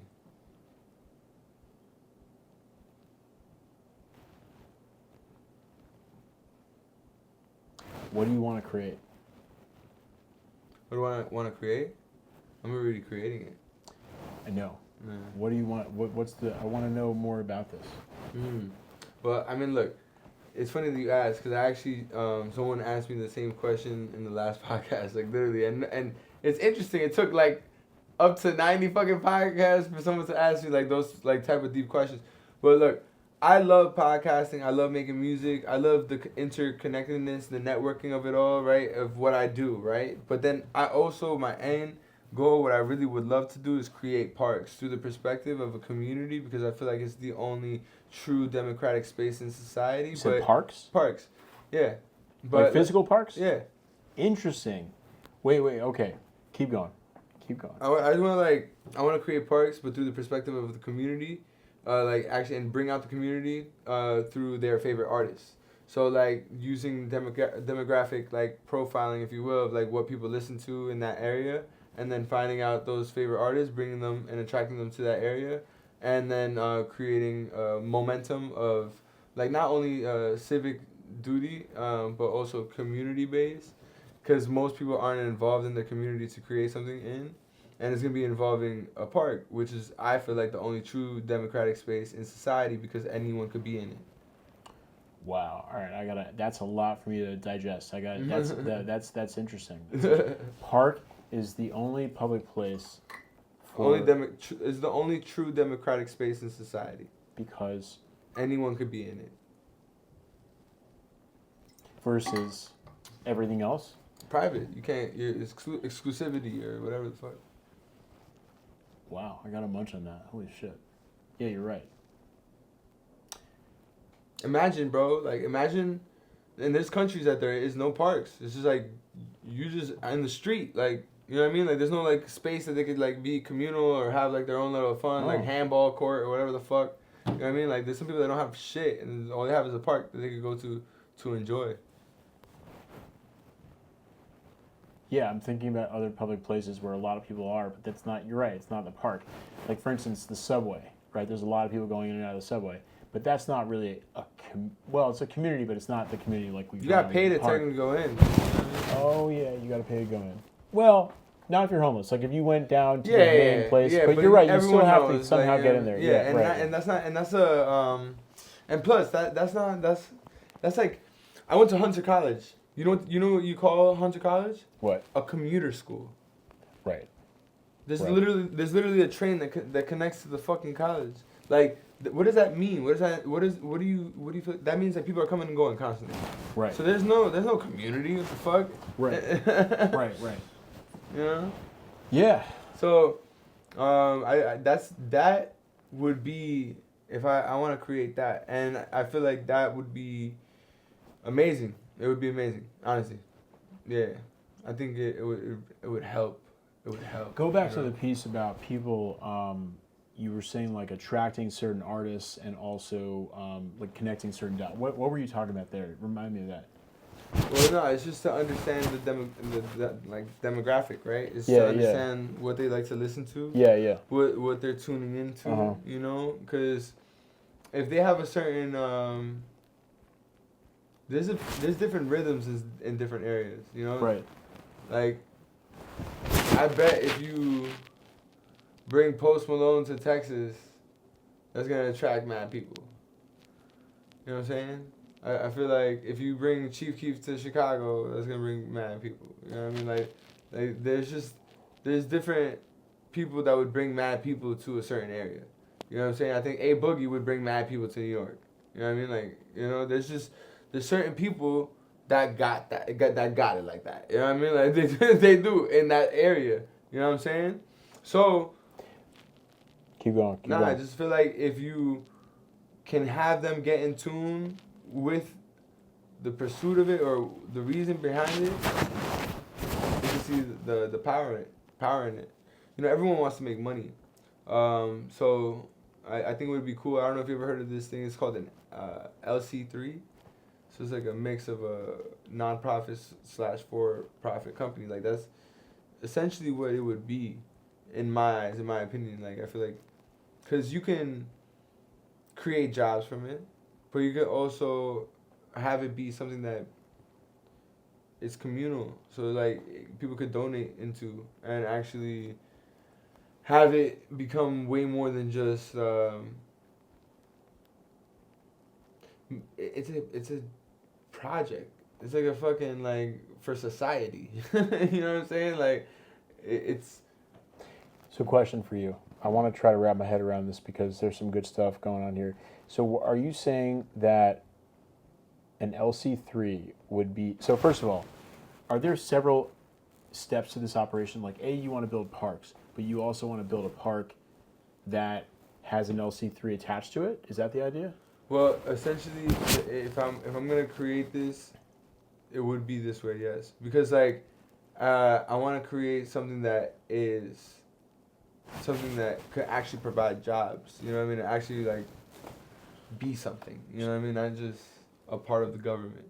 Okay, so actually, I'm gonna see if I got what you're saying, because, for instance, you know, there's that show Parks and Rec. Yeah. That's based on New York City Parks and Rec, I think, or L.A. or something. The point is, like, you got New York City Parks and Rec, but that's totally a government organization. That's not. I don't think that's a. Actually, I could be wrong, but I don't think it is. Parks and Recs is technically. Yeah, Parks and Rec is government, right? Yeah. Okay, municipal. Right. You're talking about that being partly Private. municipal and partly private. Yeah. And you're also talking about it, instead of it being like New York City Parks and Rec is for the whole city, now you want to, but the thing is, if they're for the whole city, maybe they're not so good at making sure that each park is fucking banging. And do you so, mean by that? like, so for instance, like this is why I think what you're saying is very interesting, because basically, from what I gather, every new park or every park has an LC3 attached to it. That LC3, all they do is focus on that fucking park. Right. If you get people focusing on specific parks, the Right. parks are going to be amazing. Right. Yeah, that's the point. So you're dividing up the Parks and Rec, let's say. in New Yeah, York City. and also like I've gone into deep diving. Like I even thought about ideas within the park. Like, so I grew up. I love graffiti. You know what I mean? I don't do it anymore. I've said that shit already before. But like the graffiti world, the graffiti culture, Mhm. like should be something that is accepted in a park. People like graffiti in certain parks. But for me, I would want it just one wall dedicated to graffiti. So that once a month, it gets painted over. So, like, that means, like, people could do this shit, but, like, you know, if someone wants to buff someone else's shit out, like, they better be better than them, because, like, people are going to talk shit. Like, it's going to be, like, a communal thing, too. Like, people are going to take pictures, you know what I mean? Like, it's all, like, that people could get tight, whatever the fuck. But at the end of the day, next month is a new thing. You know what I mean? And even that is a job, because someone got to paint it. You know, like the upkeep. And there's a lot of that's just my like input in it. But that's the best part about creating the park with the community, because you're gonna really want to find out people's needs and wants within the park. And if you can get that out and really create it and have people feel like they are a part of something in their community, that can make them feel. I think that's great. I think it's a great idea. I didn't understand it before, and now I totally get it. I think it's totally right. Yeah. That's amazing. So you want to do that? Yeah. Great. That's great. That's a great idea. Yeah, man. But it's all part of the process. Like, I feel like this podcast allowed me to get to network and meet a lot of different people. Also understand how they network and do certain things within their life. So then I could tie it into how I need to initiate within my own. And then also on top of that, I'm growing a network at the same time. So it's like, oh, okay. Like when it comes time to do certain things, I would know who I could reach out to for what, you know, depending on what the case might be. Because for me, it's like, I'm not trying to intrude on anyone's life. I just want to be able to utilize their gifts, you know, like utilize, and if they're comfortable with it at their time, you know what I mean? Because everyone got their own thing that they're going through. That's it. Utilize everyone's gifts. That's a big deal. Yeah. That's a big deal. The more you can do that, amazing. Yeah. That's amazing. I think so too, man. Yeah. I think everyone should be doing it. You know what I mean? Like, Yeah, we're all gonna benefit. Right. That's what I'm saying. And when Everyone thinks like right. It's like they think it's like one thing, but it's like nah. You just gotta go after it. You know, you just Sure. gotta go after it. Sure. And then you can understand why I did what I did. Yeah. You know what I mean? Yeah. Yeah. Yeah. Yeah, man. Yeah, totally. Yo, bro, thank you for asking me that question. And where can the people find you, bro? So let's see. I'm on Instagram. Shout out to Instagram. I actually really don't like my tag right now. my Instagram name. We switched it from Yo Dude NOAH Kaplan, my first and last name, to NOAH Kaplan Official because it's part of like the talent thing and manager or whatever. I'm not like NOAH Kaplan Official. Like that's not my thing. Yeah. So I want to switch it back to like NOAH Kaplan Loves Pancakes or just some bullshit. Okay. That's more me. I'm goofy. Got you. So it just happens to be NOAH Kaplan Official, but it's not. I'm not. That's a temporary name. The next thing is $1,000 Listing is on Instagram. $1,000 Listing Show, all spelled out on Instagram. And then lastly, I've got a production company, NOAH Kaplan Productions. That's NOAHKaplanProductions.com. $1,000listing.com. Excuse me. Motor Rides, the car show, stand-up comedy, guitar. That's it. So yeah. Go. It's the conversation. Yeah. Take your mind different places. Now you know.